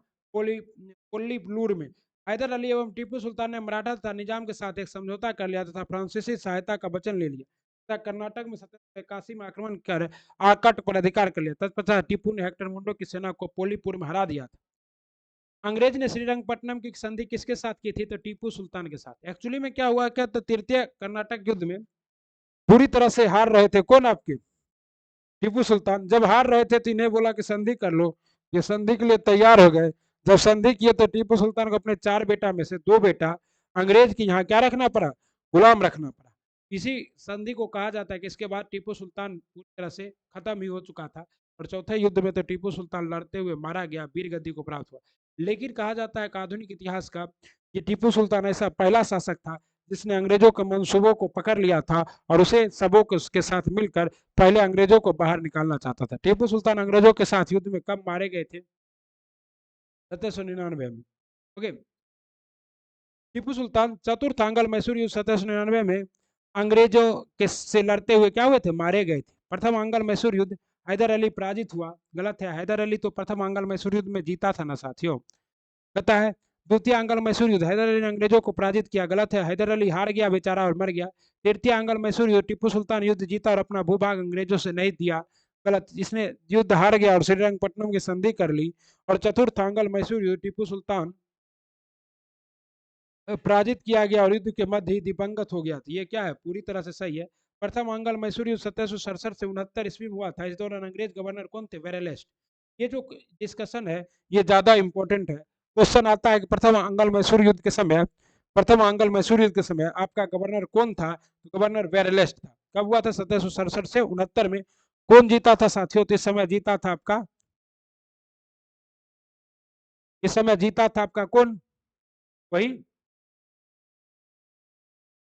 टीपू सुल्तान के पिताजी कौन? हैदर अली। दिल्ली द्वितीय आंग्ल मैसूर 1780 से 84 ईस्वी तक चला। इस दौरान गवर्नर जनरल तो पहले में कौन थे? पहले में थे साथियों गवर्नर वेरेलेस्ट। लिख लीजिएगा इसको अपने शॉर्ट नोट में, ठीक है। दूसरे में थे वारेन हेस्टिंग। और तीसरे में कौन थे साथियों? तो तीसरा गवर्नर जनरल जो था वो था लॉर्ड कर्नवालिस। और इसी में तो पूरी तरह हार ही गया था, लेकिन मरा नहीं था टीपू सुल्तान। इसके बाद एक संधि कर लिया था, उस संधि का नाम था श्रीरंगपट्टनम की संधि। और चतुर्थ आंग्ल मैसूर युद्ध में लॉर्ड वेलेजली था। और इसमें क्या हुआ? 4 मई 1799 को अंग्रेजी सेना से लड़ते हुए वीर गद्दी को प्राप्त हुए थे कौन? टीपू सुल्तान। तो टीपू सुल्तान पहले व्यक्ति थे जिसने अंग्रेजों के मंसूबों को क्या किया था? पकड़ लिया था। क्या साथियों? इलाहाबाद की संधि कब हुई थी? इलाहाबाद की संधि 1765 में हुई, आपको करा दिए हैं। उसके बाद कहता है कि सालबाई की संधि कब हुई थी? 1782 ईस्वी में सालबाई की संधि हुई थी। ओके। कब हुई थी? 1782 ईस्वी में। देख लीजिए यहाँ जवाब सी है, 1 का 4, 2 का 2। तो मैंगलोर की संधि कब हुई थी साथियों? 1784 ईस्वी में। और सालबाई की संधि कब हुई थी? 1782 में। 2 को तो हम आपको करा दिए थे। मद्रास की संधि 1700 कब हुई थी? 69 ईस्वी में। ओके। इलाहाबाद की प्रथम संधि अंग्रेज और मुगल सम्राट शाह आलम के बीच 12 अगस्त 1765 हुई थी।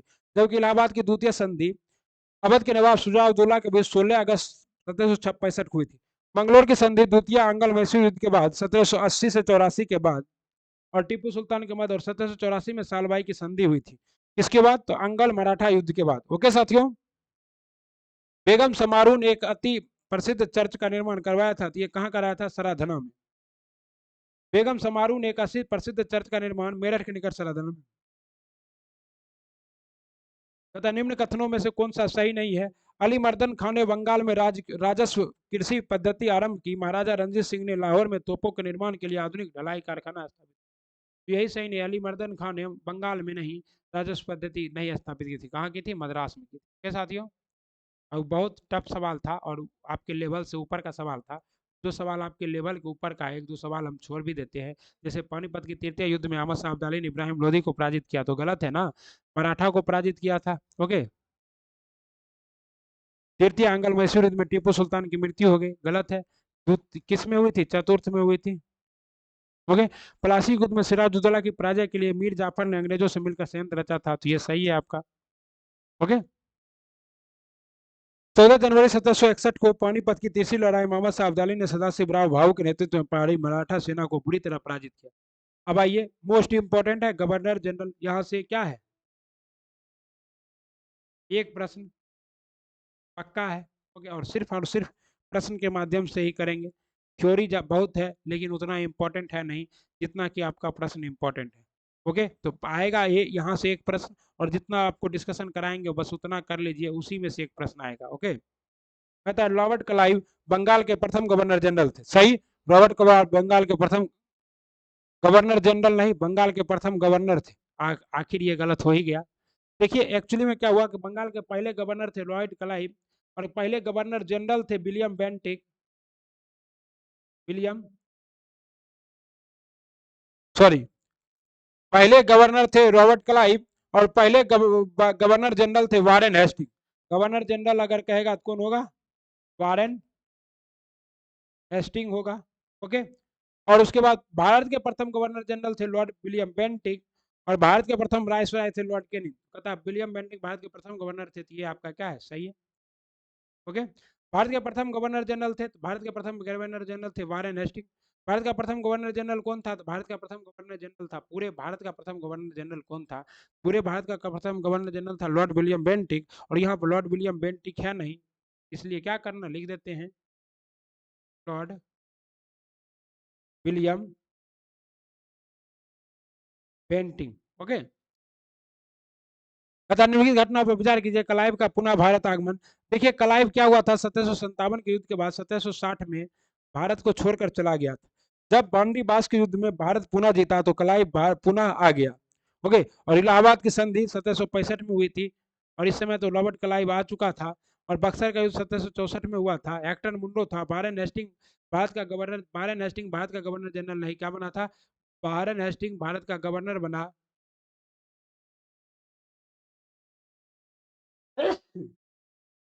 कब बना था, 1782 में बना था। ओके। श्री राधे श्री राधे श्री राधे। उपयुक्त घटना को कार्यक्रम में सजाइए, तो देखिए वहां पर आंसर ऑप्शन सही नहीं था। ये है आपका बक्सर का युद्ध 22 अक्टूबर 1764 को। उसके बाद क्लाइव का पुनः आगमन 3 मई 1765 को। क्लाइव कब गया था, 1760 में चला गया था, और फिर लौट के कब आया, 1765 में। इलाहाबाद की संधि कब हुई, तो 1765 में हुई। और वारेन हेस्टिंग कब गवर्नर बना था, 1772 में बना था, ठीक है।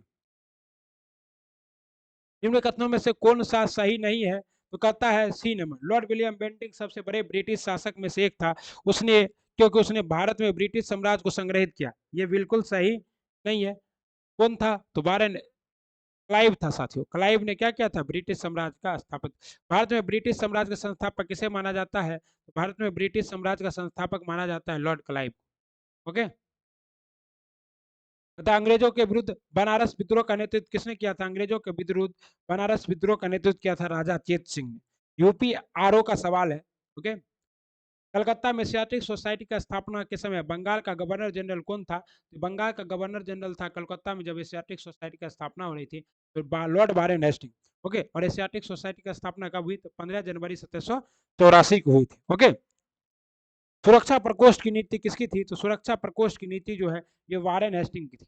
इसमें क्या था कि राजा महल में रहेगा और उसके चारों ओर क्या रहेगा, जैसे जैसे यहाँ राजा है, इसके चारों ओर अंग्रेज की एक सेना रहेगी, जो क्या करेगी, राजा का को की सुरक्षा करेगी, और साथ में राजा क्या करेगा, इस अंग्रेज सेना को वेतन भत्ता देगा। ये नीति किसकी थी, वारेन हेस्टिंग की थी।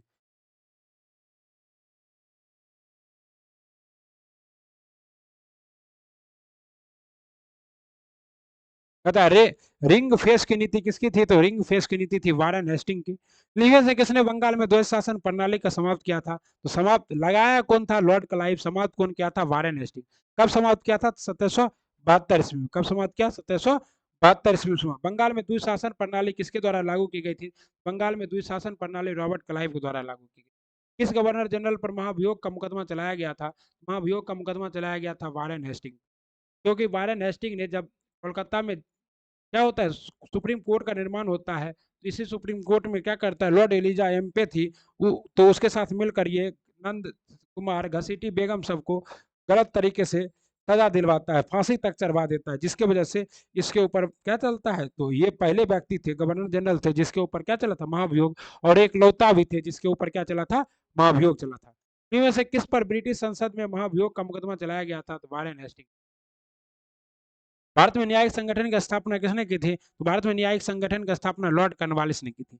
और लॉर्ड कर्नवालिस ने पूरी तरह से न्यायिक मुंसिफ से लेके कहां तक, प्रीवी काउंसिल तक न्यायिक श्रेणी की स्थापना कर दी। लेकिन वैसे किस गवर्नर जनरल में भारत में प्रति प्रिंस फ्रांस विदा वद्धता civil code covenanted civil service of India का सृजन किया, जो कालांतर में भारतीय सिविल सेवा के नाम जाना गया? कल ही करा रहे थे कि 21 अप्रैल को किया था। कौन? 21 अप्रैल 1793 को रॉबर्ट क्लाइव। और इसीलिए 21 अप्रैल को क्या मनाया जाता है साथियों? भारतीय सिविल सेवा दिवस मनाया जाता है, ठीक है ना। कहता भारत के लोक सेवा का प्रवर्तन किसने किया था? कर्नवालिस के शासनकाल में। कहता 18वीं शताब्दी के उत्तरार्ध में किसे प्राय कंपनी बहादुर की शानो शौकत का प्रतिनिधित्व कहा जाता है? ये कहा जाता है दरोगा को। 18वीं शताब्दी के उत्तरार्ध में किसे कंपनी बहादुर की शानो शौकत का स्थायी प्रतिनिधित्व कहा जाता है? दरोगा को कहा जाता है। लॉर्ड कर्नवालिस की कब्र कहाँ अवस्थित है? तो लॉर्ड कर्नवालिस की कब्र गाजीपुर में अवस्थित है, क्योंकि लॉर्ड कर्नवालिस की मृत्यु भारत में ही हो गई थी, अतः इसे यूपी के गाजीपुर में क्या किया गया? दफना दिया गया। लॉर्ड कर्नवालिस 1786 से 93 ईस्वी एवं 30 जुलाई 1805 को 5 अक्टूबर तक। ओके। एक्चुअली में क्या है कि रॉबर्ट क्लाइव और वारेन हेस्टिंग ये सब अंग्रेजी सत्ता को स्थापित करने वाले व्यक्ति में से थे। लॉर्ड बेलेजली द्वारा लागू की गई सहायक संधि व्यवस्था के बारे में निम्नलिखित में से कौन सा कथन लागू नहीं होता है? कंपनी के लिए एक नियत आय का प्रबंध करना था। नहीं, सहायक संधि का उद्देश्य एकमात्र था अंग्रेजी सत्ता को क्या करना है? तो अंग्रेजी सत्ता को स्थापित करना है पूरी तरह से, ठीक है ना। ठीक है।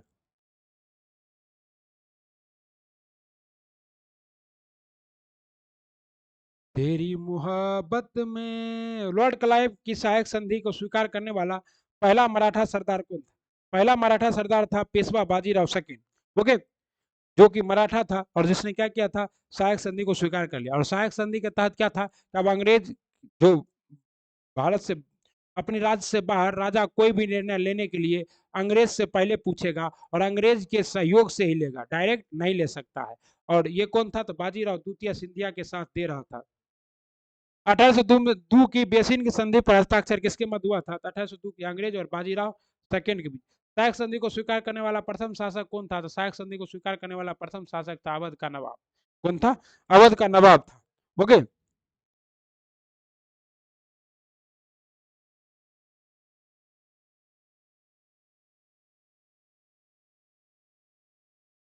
बेलेजरी ने सहायक संधि का आविष्कार नहीं किया, इस प्रणाली का अस्तित्व पहले ही था। संभवतः डुप्ले प्रथम यूरोपीय था जिसने अपनी सेना किराए और भारतीय राजाओं को दी थी। क्लाइव के काल में यह प्रणाली लगभग सारे गवर्नर सभी गवर्नर जनरल ने अपनाई। बेलेजली की विशेषता केवल यह था कि उसने इसका विकास कर अपने संपर्क में आने वाले सभी देशी राजाओं के संबंध में इसका प्रयोग किया। प्रथम सहायक संधि 1765 में क्या हुआ? तो अवध में की गई थी। वैसे अगर कहे कि लॉर्ड बेलेजली के द्वारा पहला कौन था, तो वो था आपका हैदराबाद। सहायक संधि को किसने काल में क्रियान्वित किया गया? तो सहायक संधि को लॉर्ड बेलेजली के काल में क्रियान्वित किया गया। अगर पूछा जाए, हाँ देख रहे हैं इसलिए नोट लिखा हुआ है, तो ये मत सोचिएगा कि गलत करवाया जा रहा है, ठीक है। यदि प्रश्न में बेलेजली की सहायक संधि को स्वीकार करने वाले प्रथम राज्य के बारे में पूछा जाए तो उसे क्या कहेंगे? हैदराबाद कहेंगे। और आपके एग्जाम में जब पूछा जाएगा तो आप हैदराबाद ही कीजिएगा। ओके। ठीक, अगला है निम्न में से सहायक संधि स्वीकार नहीं की गई थी। सहायक संधि को कौन स्वीकार नहीं किया था साथियों?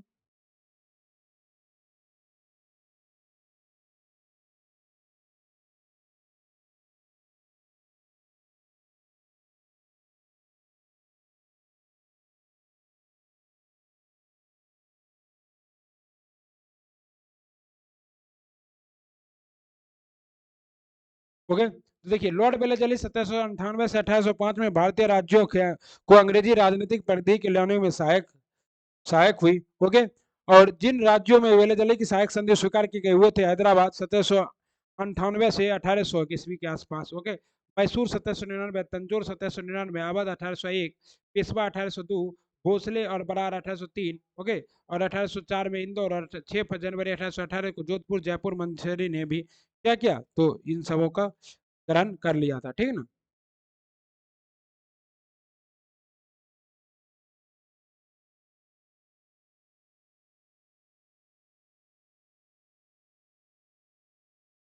सहायक संधि व्यवस्था को स्वीकार करने वाले प्रथम भारतीय देशी शासक कौन थे? सहायक संधि को स्वीकार करने वाले प्रथम देशी शासक थे हैदराबाद के नवाब।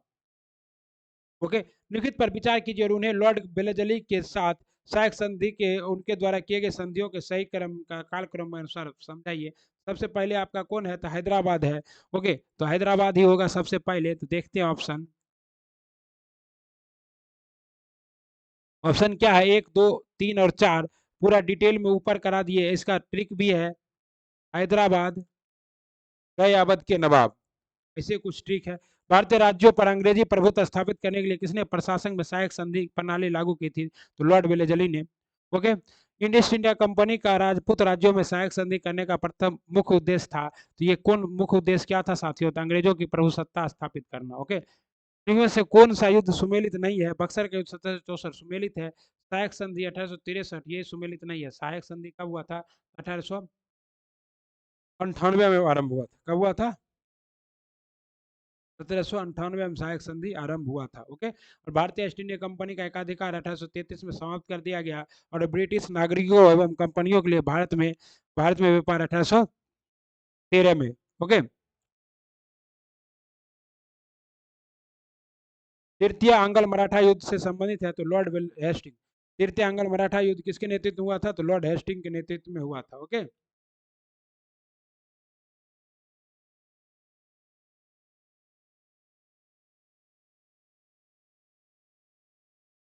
सर टॉमस रो किन वर्षों में मद्रास का गवर्नर रहे? सर टॉमस रो 1820 से लेकर 1827 तक मद्रास का गवर्नर रहा। और सर टॉमस रो ने ही क्या किया था, तो ये महालवारी व्यवस्था लागू की थी। ओके, दक्षिण में भू राजस्व वसूली हो तो कई रैयतवारी व्यवस्था, रैयतवारी व्यवस्था किसने लागू की थी, तो सर टॉमस रो ने। इस व्यवस्था के जन्मदाता टॉमस मुंडो तथा कैप्टन डी थे। उन्होंने सर्वप्रथम से तमिलनाडु के बारामती जिले में लागू किया था। तत्पश्चात यह व्यवस्था मद्रास में क्षेत्रों में असम तथा कुर्ग में आयोजित की गई। ओके, कहता है तथा कथित कुशासन के आधार पर किस गवर्नर जनरल ने मैसूर राज्य को प्रशासन को मिला लिया, तो ये था लॉर्ड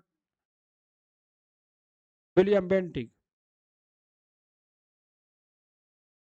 लॉर्ड विलियम बेंटिक ने मैसूर में बोला कि मैसूर में क्या हो रहा है, तो गड़बड़ हो रहा है, और मैसूर को क्या किया, मिला लिया। विलियम बेंटिक ने 1831 में मैसूर तथा 1834 में कुर्ग एवं कछार को रियासतों को अपने प्रदेश में मिला लिया, क्योंकि वहां कथित रूप से अधिक कुशासन एवं अव्यवस्था थी। निम्नलिखित में बंगाल के गवर्नर जनरलों में से कौन एक तृतीय आंग्ल मैसूर युद्ध में संबंध था? आपको आंग्ल मैसूर युद्ध में बता दिए थे, पहले में कौन था, ब्रेलेस्ट, दूसरे में कौन था, तो तृतीय में तो कौन था, लॉर्ड कर्नवालिस था, चतुर्थ में कौन था फिर, तो लॉर्ड वेलेजली था। ओके,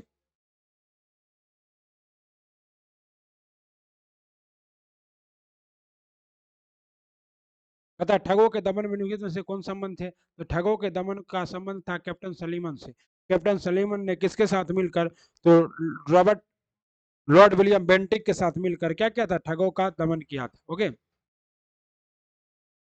ठगों का उन्मूलन किसके द्वारा किया गया था, तो ठगों का उन्मूलन कैप्टन सलीमन के द्वारा किया गया था। ठीक ना।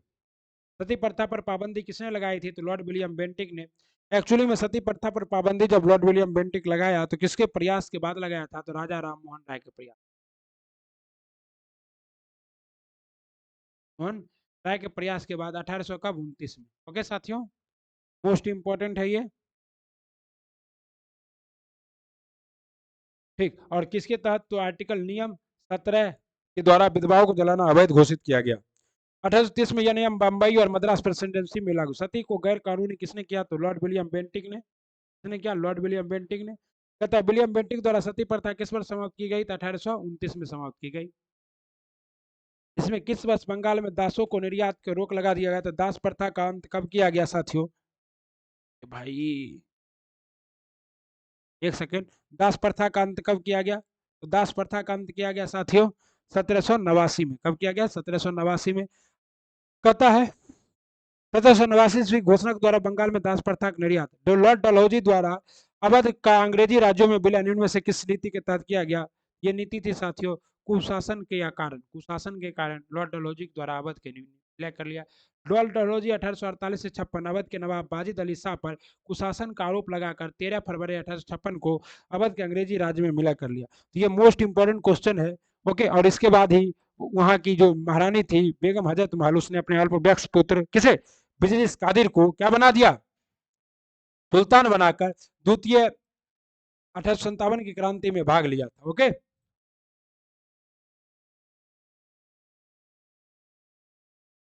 बगात रियासत का ब्रिटिश में विलय कब हुआ?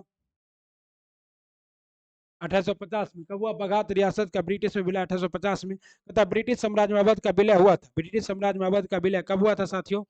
तो 1856 में हुआ था। विलय के सिद्धांत के तहत निम्नलिखित राज्यों के विलय पर विचार कीजिए और कालक्रम से सजाइए। कालक्रम से सजाना है 1 3 4 2, 1 3 4 2। सबसे पहले कौन है? सतारा। तब कौन है साथियों? बघात। दू। तब कौन है आपका साथियों? उदयपुर। तब कौन है आपका? झांसी। ओके, 1 2 4 3 इस तरह से। और ये कौन किया था? तो लॉर्ड विलियम बेंटिक और सॉरी लॉर्ड डलहौजी। और लॉर्ड डलहौजी की नीति क्या थी? राज हड़प की नीति। अधोलिखित युग में कौन सुमेलित है? 1849 ईस्वी में सतारा का विलय सही है। 1848 में पंजाब का विलय 1856 में अवध का विलय ये बिल्कुल सही है। 1856 वाला ये दोनों क्या है? सही नहीं है साथियों। इसमें पूछ रहा है कौन सही नहीं है, आपको पीछे डिटेल में करा दिए है, एक बार और आपको दिखाते हैं। ये देखिए सतारा का विलय कब किया गया था? 1848 में। लिख लीजिए इसको। जैतपुर संबलपुर का 1849 में, बघात का 1850 में, उदयपुर का 1852 में, झांसी का 1854 में, नागपुर का 1854 में और करौली का 1855 में। लेकिन भारी जन विवाद के बाद करौली को क्या कर दिया गया था? वापस कर दिया गया था। ओके, गतानुभव से किसने विलय की नीति योजना नियोजित एवं क्रियान्वित की थी? वो था लॉर्ड डलहौजी। लॉर्ड डलहौजी किस नीति को क्या कहा जाता था? डॉक्ट्रिन ऑफ लैप्स कहा जाता था। ओके साथियों, दूसरा नाम क्या था? Doctrine of lapse. ब्रिटिश द्वारा कुशासन का बहाना लेकर निम्नलिखित में से किस प्रांत को, अवध को क्या कर लिया गया? मिला लिया गया था। भारत में ब्रिटिश शासन के दौरान निम्नलिखित में से राजसी राज्यों के विलय क्रम पर विचार कीजिए। तो सबसे पहले आपको अब तो पूरा करा दिए, सतारा कब हुआ था? 1748 में। ओके, और झांसी, उसके बाद संबलपुर और उसके बाद झांसी। सबसे बाद में क्या आएगा साथी? झांसी। 3 2 1 आएगा। ओके, तो लॉर्ड डलहौजी की विलय नीति का प्रथम शिकार कौन हुआ था? तो लॉर्ड डलहौजी की विलय नीति का प्रथम शिकार हुआ था सितारा। जेम्स एंड्रू रेमजे भारत के किस गवर्नर जनरल का वास्तविक नाम था? जेम्स एंड्रू रेंजो जो था ये लॉर्ड डलहौजी का मोस्ट इंपोर्टेंट क्वेश्चन है। James Andrew Ramsay, James Andrew Ramsay Bharat के किस गवर्नर जनरल का वास्तविक नाम था? तो लॉर्ड डलहौजी का। अंग्रेजों द्वारा सिंध विजय संपन्न हुआ था, तो अंग्रेजों द्वारा सिंध विजय संपन्न हुआ था लॉर्ड एलन ब्रो के समय में। और दास प्रथा का अंत भी किसने किया था? लॉर्ड एलन ब्रो ने। ओके, याद रखिएगा प्यारे भाइयों, प्यारे गुरुजी, रवा लोगन के स्वागत बाद सर्विस क्लासेस केजीजी पर hit the target easy to learn. Scindia पर ब्रिटिश ने कब्जा किया था। सिंधिया पर ब्रिटिश ने कब कब्जा कर लिया? सिंध पर 1843 में। और 1843 में कौन थे? 1842 से 44 ईस्वी तक लॉर्ड एलन ब्रो बने थे। और लॉर्ड एलन ब्रो ने ही क्या किया था? 1843 में सिंध पर विजय प्राप्त कर लिया था। सिक्किम का भारत में विलय किसने किया? तो सिक्किम का भारत में विलय लॉर्ड डलहौजी ने किया था। ओके, निम्न में से कौन अवध का ब्रिटिश रेजिमेंट था जब अवध का ब्रिटिश साम्राज्य में विलय हुआ था? अवध का ब्रिटिश रेजिमेंट था जॉन सेंट्रम। और जॉन सेंट्रम ने ही ना रिपोर्ट सौंपा था। और रिपोर्ट में क्या बोला था कि ये जो है अवध में पूरा का पूरा कुशासन फैल गया है और आप क्या कीजिए? अवध को मिला लीजिए। और इसने क्या किया? मिला लिया है। 1854 में सलीमन के स्थान पर जॉन सेंट्रम, सलीमन जो कि क्या किया था? ठगी प्रथा का अंत किया था। जॉन सेंट्रम को अवध का ब्रिटिश रेजिमेंट बनाया गया। उसने कहा कि अवध का प्रशासन बहुत ही दूषित है तथा जनता की अवस्था बहुत शोचनीय है। अल्ट्रम की रिपोर्ट को ही आधार बनाकर 1856 में अवध का क्या कर लिया गया? अधिग्रहण। भारत की प्रथम रेलवे लाइन किसके शासनकाल में बिछाए गए थे? लॉर्ड डलहौजी के शासनकाल में। प्रथम रेलवे लाइन किसके शासनकाल में? लॉर्ड डलहौजी के शासनकाल में 1853 में मुंबई से थाने के बीच चली बिछाई गई थी ना। भारत के प्रथम रेलवे लाइन किसके शासन काल में? तो मुंबई से थाने के बीच में लॉर्ड डलहौजी के शासन काल में। भारत की प्रथम रेलवे लाइन 1853 ईस्वी में 14 अप्रैल 1853 को, इसलिए 14 अप्रैल को क्या मनाया जाता है साथियों? रेल सप्ताह मनाया जाता है। किस कंपनी ने सर्वप्रथम भारत में रेल यात्रा प्रारंभ की थी? भारत में सर्वप्रथम रेल यात्रा प्रारंभ की थी ग्रेट इंडियन पेनिसुला रेलवे ने। किसने? ग्रेट इंडियन पेनिसुला रेलवे ने। ओके। ब्रिटिश भारतीय राज्य क्षेत्र का अंतिम प्रमुख विस्तार हुआ था, तो ब्रिटिश राज्य क्षेत्र का अंतिम प्रमुख विस्तार हुआ था डफरिन के समय। ओके। 1885 ईस्वी में तृतीय आंग्ल बर्मा युद्ध के समय 1 जनवरी 1886 को संपूर्ण बर्मा को ब्रिटिश भारत में मिला लिया गया। जो ब्रिटिश राज्य का अंतिम प्रमुख विस्तार था, इस समय वायसराय कौन थे? लॉर्ड डफरिन थे। और इसी के समय किसकी स्थापना हुई थी? तो कांग्रेस की। गोकुलदास तेज प्रताप संस्कृत महाविद्यालय में किसकी स्थापना हुई थी? कांग्रेस की। पब्लिक वर्क्स डिपार्टमेंट को 1848 से 55 के दौरान, 1848 के 55 के दौरान कौन थे? तो लॉर्ड डलहौजी थे। कौन थे? लॉर्ड डलहौजी, जिसको आप लोग क्या नाम देते हैं? पीडब्ल्यूडी। तो पीडब्ल्यूडी की विभाग की स्थापना भी किसने की थी? लॉर्ड डलहौजी ने ही की थी। ओके। कहता विधवा पुनर्विवाह अधिनियम किसके शासन में क्रियान्वित किया गया था? विधवा पुनर्विवाह अधिनियम लॉर्ड कैनिंग के शासन काल में। वैसे तो आपको पता है कि विधवा पुनर्विवाह अधिनियम का जो प्रारूप है वो कौन बना दिया था? Lord William Bentinck, sorry Dalhousie बना दिया था, लेकिन पास नहीं हो पाया था। डलहौजी चला गया तब जाकर पास हुआ। 1 नवंबर 1858 को महारानी विक्टोरिया के घोषणा पत्र इलाहाबाद में पढ़कर सुनाया था लॉर्ड कैनिंग, और यही बना था क्या चीज? भारत का प्रथम वायसराय। ओके। कहता महारानी की उद्घोषणा पढ़कर सुने। निम्न से कौन भारत का प्रथम वायसराय था? तो लॉर्ड कैनिंग था। ओके। Lord Canning viceroy. और प्रथम बंगाल का प्रथम governor Lord Clive, governor general Warren Hasting, और भारत का प्रथम governor general Lord William Bentinck. 1 नवंबर 1858 को महारानी विक्टोरिया के घोषणा पत्र पढ़कर सुनाया था किसने? तो इलाहाबाद के मिंटो पार्क में। अपने पुत्र के स्थान पर दूसरे उत्तराधिकारी को गोद लेने के अधिकार को पुनः स्थापित किया गया था। किसके द्वारा? 1858 की सामग्री की घोषणा के द्वारा। तब तक सारा लूट लिया था। महारानी विक्टोरिया ने भारतीय सामग्री कब घोषित किया गया? महारानी विक्टोरिया का 1877 में भारत की सामग्री घोषित किया गया। और ये कौन किए थे? तो लिटन आया था, लिटन। और उपाधि देने की शुरुआत इसी लिटन ने किया। और इसी लिटन ने क्या किया? इसे सामग्री को। इस प्रकार सम्राट एडवर्ड सेवन को वर्ष 1903 में तथा जॉर्ज पंचम को 1911 में भारत का सम्राट घोषित किया गया। अतः राजसी उपाधि ब्रिटिश संसद द्वारा 1876 में पारित किया गया। इस अधिनियम के तहत महारानी विक्टोरिया को 1 जनवरी 1877 को दिल्ली दरबार में भारत की सामग्री घोषित की गई। और उसके बाद इसी प्रकार सम्राट एडवर्ड को 1903 में, ये द्वितीय दिल्ली दरबार था, और 1911 में लगा था तृतीय दिल्ली दरबार। ओके। तो दिल्ली दरबार क्यों लगता था साथियों? तो दिल्ली दरबार इसलिए लगता था कि ब्रिटेन के राजा को भारत का भी राजा घोषित किया जा सके। ओके। इनमें से किस गवर्नर जनरल ने भारत में दास प्रथा को समाप्त किया था? दास प्रथा को समाप्त किया था लॉर्ड एलन बरो ने। ओके। 1843 में। पता नहीं उनमें से कौन सा एक सही सुमेलित है? लॉर्ड कर्नवालिस अस्थायी बंदोबस्त सही सुमेलित है। लॉर्ड वेलेजली चतुराईपूर्ण निष्क्रियता का नीति, ये हो हेस्टिंग था। लॉर्ड डलहौजी सहायक नीति। लॉर्ड वेलेजली ने क्या किया था? सहायक नीति अपनाया था। लॉर्ड डलहौजी ने तो ये, और लॉर्ड केनिन ने भारतीय राष्ट्रीय कांग्रेस की स्थापना किसके समय हुई थी? लॉर्ड डफरिन के समय। ये सब क्या है? तो एकमात्र यही सुमेलित है। ओके साथियों। कहता है चतुर, कहता है जबकि चतुराई निष्क्रियता की नीति जॉन लॉरेंस ने, ये मोस्ट इंपॉर्टेंट है। चतुराई निष्क्रियता की नीति किसने अपनाई थी? जॉन लॉरेंस ने। और सहायक संधि लॉर्ड वेलेजली के साथ, और व्यापकता का सिद्धांत लॉर्ड डलहौजी से संबंध है। लॉर्ड कर्नवालिस अस्थायी बंदोबस्त सही सुमेलित है। लॉर्ड वेलेजली सहायक संधि सही सुमेलित है। लॉर्ड डलहौजी व्यापकता का सिद्धांत सही। लॉर्ड केनिंग उच्चतम निष्क्रियता की नीति, ये कौन था? जॉन लॉरेंस था। कौन था? John Lawrence. ये क्या है आपका? गलत है, और गलत ही तो चेक करना था ना। तथा अस्थायी बंदोबस्त किसके शासन काल में आया था? तो लॉर्ड कर्नवालिस के शासन काल में, जिसे वो जमींदारी प्रथा भी कहा जाता है। इनमें से किस निम्नलिखित में से सुमेलित नहीं है? कौन सुमेलित नहीं है? Lord Cornwallis. अस्थायी बंदोबस्त लॉर्ड वेलेजली सहायक संधि। लॉर्ड हेस्टिंग द्वितीय आंग्ल मराठा युद्ध। द्वितीय आंग्ल मराठा युद्ध के समय कौन था? वारेन हेस्टिंग था। लॉर्ड विलियम बेंटिंग 1829 में 17वां रेगुलेशन। सब सही है। कौन सही नहीं है? ये सही नहीं है।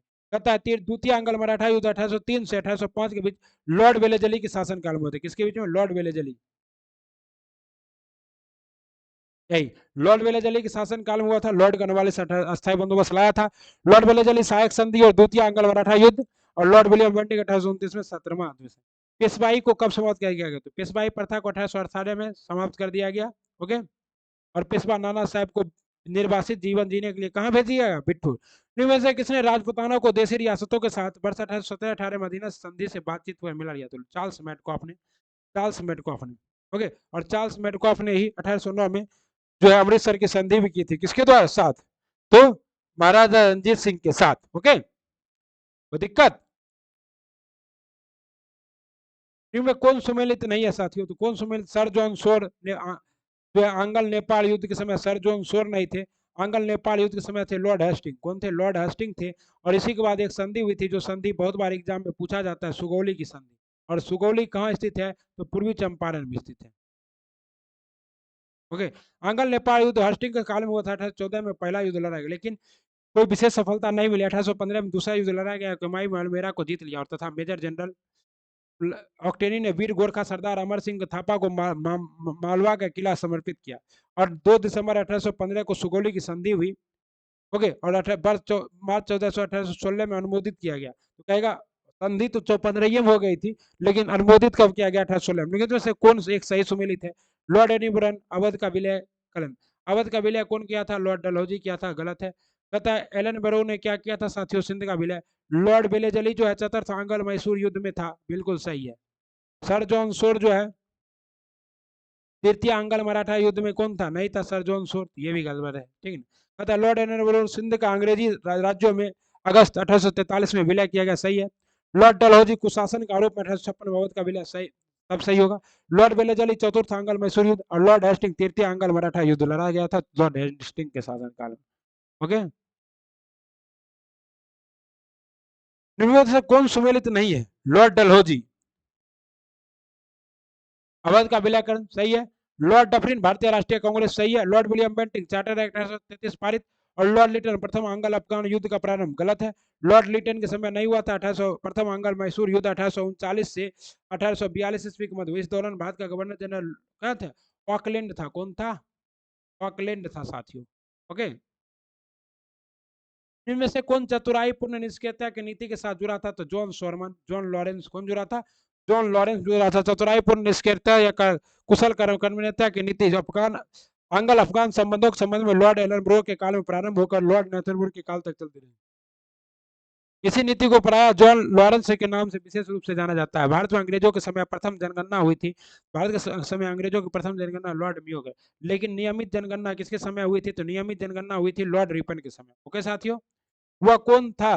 वह कौन व्यक्ति था जिसने भारत में पहली बार जनसंख्या की जनगणना करवाई थी? तो लॉर्ड मियो था। और लॉर्ड रिपन के समय में तो नियमित जनगणना होने लगी थी। किस वायसराय की हत्या अंडमान निकोबार द्वीप समूह में जब वो गए थे? तो लॉर्ड मियो की हत्या अंडमान निकोबार द्वीप समूह में कर दी गई। एक्चुअली में लॉर्ड मियो को क्या था? तो घूमने फिरने का शौक था। तो जब बेचारा घूमने जा रहा था, तभी क्या हुआ कि अंडमान निकोबार द्वीप समूह में एक अफगान व्यक्ति ने इसकी क्या कर दी? हत्या कर दी। किस वायसराय की हत्या उसके शासन काल में की गई? ये वायसराय कौन था? लॉर्ड मियो था। ओके, अफगानिस्तान के प्रति एक जोश भरी अग्र फॉरवर्ड नीति का अनुसरण करने वाला गवर्नर जनरल कौन था? तो लॉर्ड लिटन था। कौन था? 1876 में लिटन ने वायसराय बनकर आने पर अफगानिस्तान के प्रति अपनाई नीति में परिवर्तन आया। कुशल और कर्मण्यता की नीति के साथ आगामी अफगानिस्तान में प्रति आक्रमक नीति किस वायसराय ने अपनाई थी? तो लॉर्ड लिटन ने अपनाई थी। कौन? और देखिए, कहा जाता है कि अफगानिस्तान ऐसा क्षेत्र है जिसको कोई नहीं जीत पाया। ना अंग्रेज जीत पाया, ना रूस जीत पाया, ना अमेरिका जीत पाया। रूस भी जीतने आया था, हार कर चला गया। अमेरिका भी जीतने आया था, हार के चला गया। और अभी अफगानिस्तान अब किसके कब्जे में है? तो पता ही है आपको, अफगानिस्तान अभी वर्तमान में, हाँ बिल्कुल सही, किसके कब्जे में है? बिल्कुल सही, तालिबानियों के कब्जे में। कौन भारत का वायसराय सबसे दीर्घ काल तक रहा था? भारत का वायसराय सबसे दीर्घ काल तक रहा था लॉर्ड कर्जन। कौन रहा था? लॉर्ड कर्जन रहा था भारत का वायसराय सबसे दीर्घ काल। लॉर्ड कर्जन का काल था 1899 से लेकर 1905 तक। लॉर्ड डफरिन 84 से 88, लॉर्ड हार्डिंग 10 से 16, लॉर्ड मियो 1969 से 72, 3 वर्ष। भारतीय स्थानीय सोसाइटी संस्था 1882 में सशक्त की गई थी, किसके द्वारा? लॉर्ड रिपन के द्वारा। स्थानीय स्वशासन का जनक किसे कहा जाता है? लॉर्ड रिपन को कहा जाता है। ओके,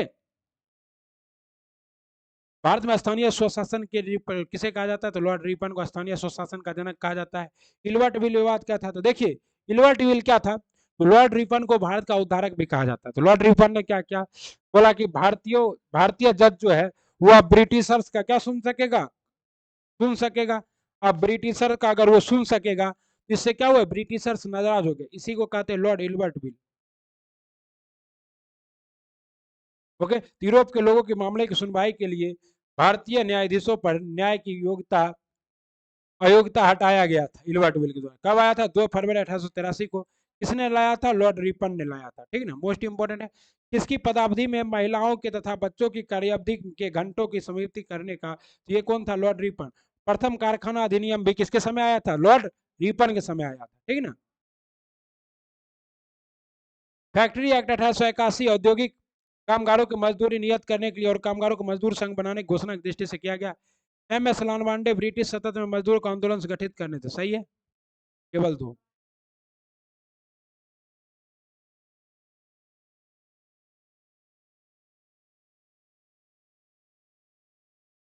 से किसे भारत में स्थानीय सुशासन का जनक कहा जाता है, तो लॉर्ड रिपन को कहा जाता है साथियों। ओके, कथा में से कौन सा युग्म सही सुमेलित नहीं है, तो सही सुमेलित युग्म नहीं है। स्थानीय सुशासन का जन्म किसने किया था, लॉर्ड लीटन ने। स्थानीय सुशासन का जन्म जनक लॉर्ड लीटन नहीं है, जबकि स्थानीय सुशासन का जनक कौन है, लॉर्ड रिपन है, रिपन। ओके, बाकी सहायक संधि लॉर्ड बेलाजली, राज्य अपहरण नीति लॉर्ड डलहौजी, अस्थायी बंदोबस्त लॉर्ड कर्नवालिस। सूची 1 का सूची 2 से मिलान कीजिए। क्लाइव को बंगाल में दोहरा शासन कौन स्थापित किया, क्लाइव।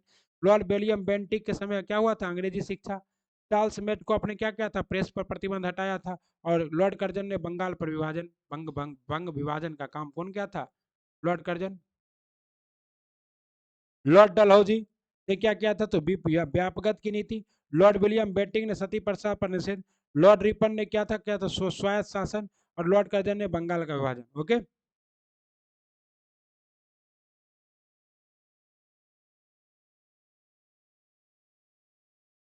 पता है Lord Cornwallis regulating act, question क्या है, निम्न में से कौन सी जोड़ी सुमेलित है। लॉर्ड कर्नवालिस रेगुलेटिंग एक्ट 1773 में आया था, और इस समय लॉर्ड कर्नवालिस नहीं था साथ। ओके, लॉर्ड वेलेजली अस्थायी बंदोबस्त नहीं था, इस समय कौन था, लॉर्ड कर्नवालिस था।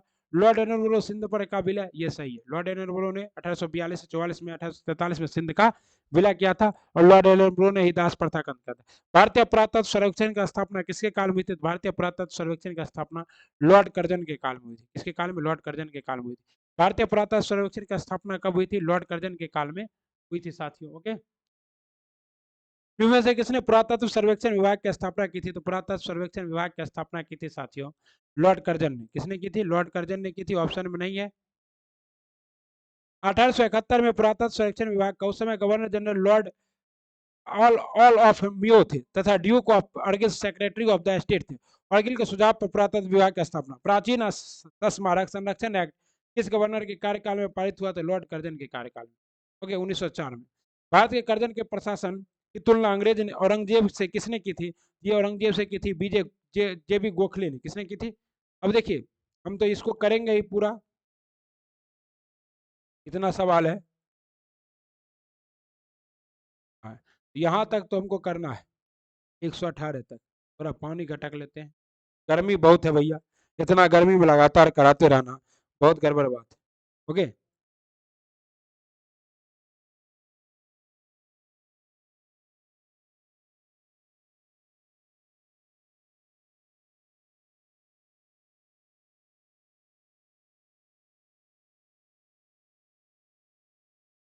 क्या, तेरी मेरी मुश्किलों से। साथियों, अगर आपको जीतना है, सब्र के साथ पढ़ना पड़ेगा, समय कम है।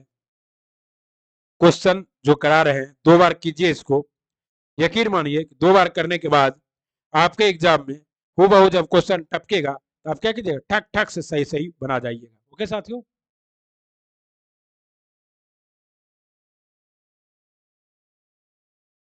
है इंपीरियल क्रेडस कॉर्प्स की स्थापना किसने की थी, इंपीरियल क्रेडस कॉर्प्स की स्थापना लॉर्ड कर्जन ने की थी। किसने की थी, लॉर्ड कर्जन ने की थी। कहता है लॉर्ड कर्जन, कहता निम्नलिखित के दौरान वायसराय को विचार, कहता भारत में ब्रिटिश साम्राज्य के दौरान निम्नलिखित वायसराय पर विचार कीजिए उपयुक्त पदावधि के कार्यक्रम के अनुसार। अच्छा, कालक्रम के अनुसार सजाना है, तो लॉर्ड कर्जन 1899 से 1905 तक, लॉर्ड हार्डिंग 1910 से 1916 तक, लॉर्ड चेम्सफोर्ड 1916 से 21 और लॉर्ड इरविन 1921। 32 तक था। और लॉर्ड इरविन के समय में ही क्या हुआ था, तो 5 मार्च 1931 को गांधी इरविन समझौता हुआ था, जानते होंगे। ओके।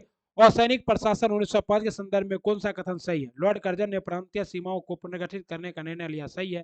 पूर्वी बंगाल और असम नामक एक प्रांत बनाया गया, तो एक और दो दोनों सही है, ठीक है ना।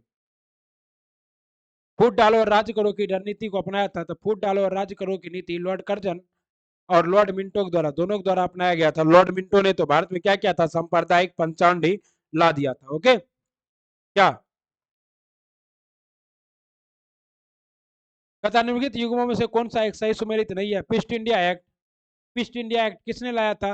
वारेन हेस्टिंग ने। नहीं, पीस्ट इंडिया एक्ट कब आया था? 1784 में आया था, और इस समय वारेन हेस्टिंग नहीं था। डॉक्ट्रिन ऑफ लैप्स डलहौजी की नीति थी, सही है।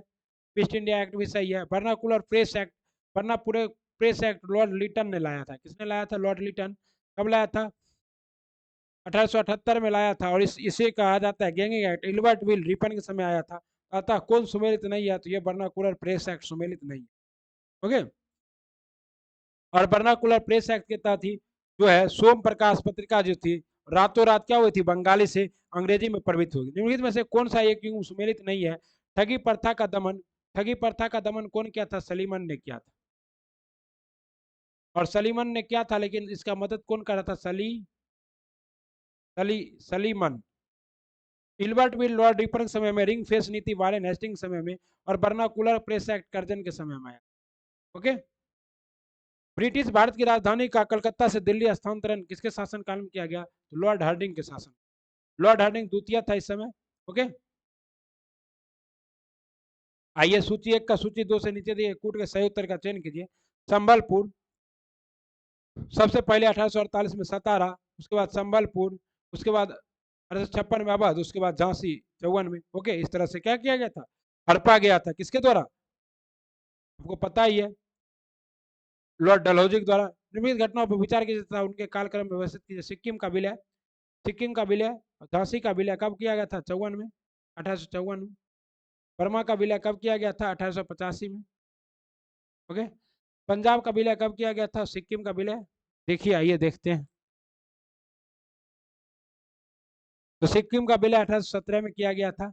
पंजाब का विलय 1849 में, झांसी का विलय 1854 में, और बर्मा का विलय 1886 में। तो 2-3 भी अगर आपको सही सही पता है तो आप इस सवाल को कर ले जाएगा।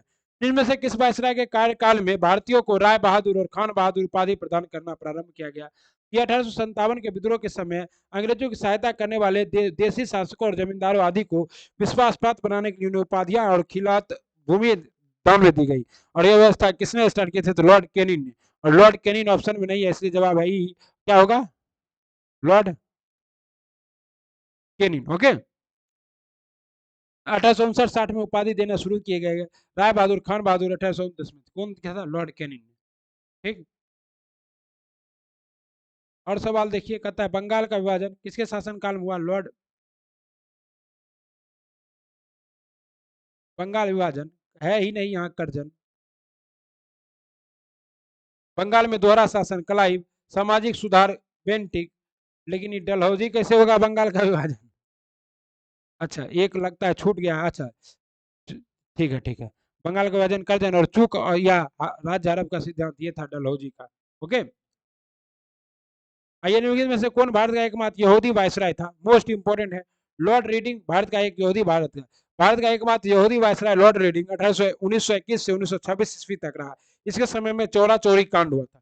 चौरा चौरी चोरी चौरा कांड जो है ये किसके समय हुआ था? लॉर्ड रीडिंग के समय में। और ये कैसा वायसराय था? यहूदी वायसराय था।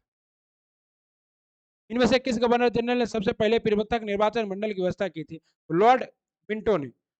कब? 1909 में। ओके।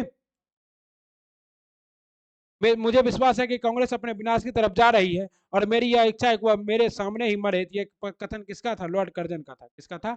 लॉर्ड कर्जन का था। ओके। भारत में ब्रिटिश साम्राज्य के दौरान निम्नलिखित वायसराय पर विचार कीजिए। ये क्वेश्चन हो गया है आज जो है आपको लगभग 200 300 400 प्रश्न तो करा दिया गया है। फिर आपको 1000 का सीरीज है, फिर अगला सीरीज में आपको और ढेर सारा प्रश्न कराया जाएगा। और अभी हम लोग भारत को आजाद करने तक प्रश्न कराते रहेंगे। अगले सीरीज में ब्रिटिश शासन का भारतीय अर्थव्यवस्था पर प्रभाव से स्टार्ट करेंगे। वीडियो ज्यादा लंबा होना भी अच्छी बात नहीं है, क्योंकि आप तो ज्यादा लंबा वीडियो देखिएगा नहीं, और जब आप ज्यादा लंबा वीडियो देखिएगा नहीं तो हम ज्यादा लंबा वीडियो बनाए क्यों। ओके, तो चलते हैं, मिलते हैं अगले वीडियो में। तब तक पढ़ते रहिए, बढ़ते रहिए, और अगर आपने अभी तक इन सभी क्लासों को नहीं देखा है, टेलीग्राम चैनल से जुड़ जाइए, और बीपीएससी शिक्षक भर्ती 2023 के लिए इस बरमाला क्लास को अगर आपने पूरा देखा है तो आपका बहुत बहुत धन्यवाद। ओके, पूरा देखा है तो आपका बहुत बहुत धन्यवाद। और इन सभी क्लासों को भी देखिए, मॉक टेस्ट भी देखिए, पूरा डिटेल मॉक टेस्ट है। ओके, और करंट अफेयर की क्लास भी देखिए। Thanks for watching service classes KGG. Please like, subscribe and share service classes KGG. अगर कोई सुझाव हो, कोई सजेशन हो, या कोई बात कहनी हो आपको मुझसे, तो आप हमारे साथ जुड़ सकते हैं व्हाट्सएप, टेलीग्राम और इंस्टाग्राम के साथ। और पीडीएफ के लिए तो टेलीग्राम से जुड़ ही जाइए, सर्विस क्लासेस केजीजी के टेलीग्राम चैनल से। ओके, मिलते हैं अगले वीडियो में। तब तक पढ़ते रहिए, बढ़ते रहिए और खुश रहिए। और आज तो संडे है, तो संडे का एंजॉय नहीं करना है, दबा के संडे को भी पढ़ना है।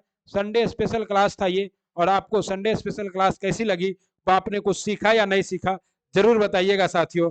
तब तक मिलते हैं अगले वीडियो में। राधे राधे, वंदे मातरम, जय हिंद, जय भारत।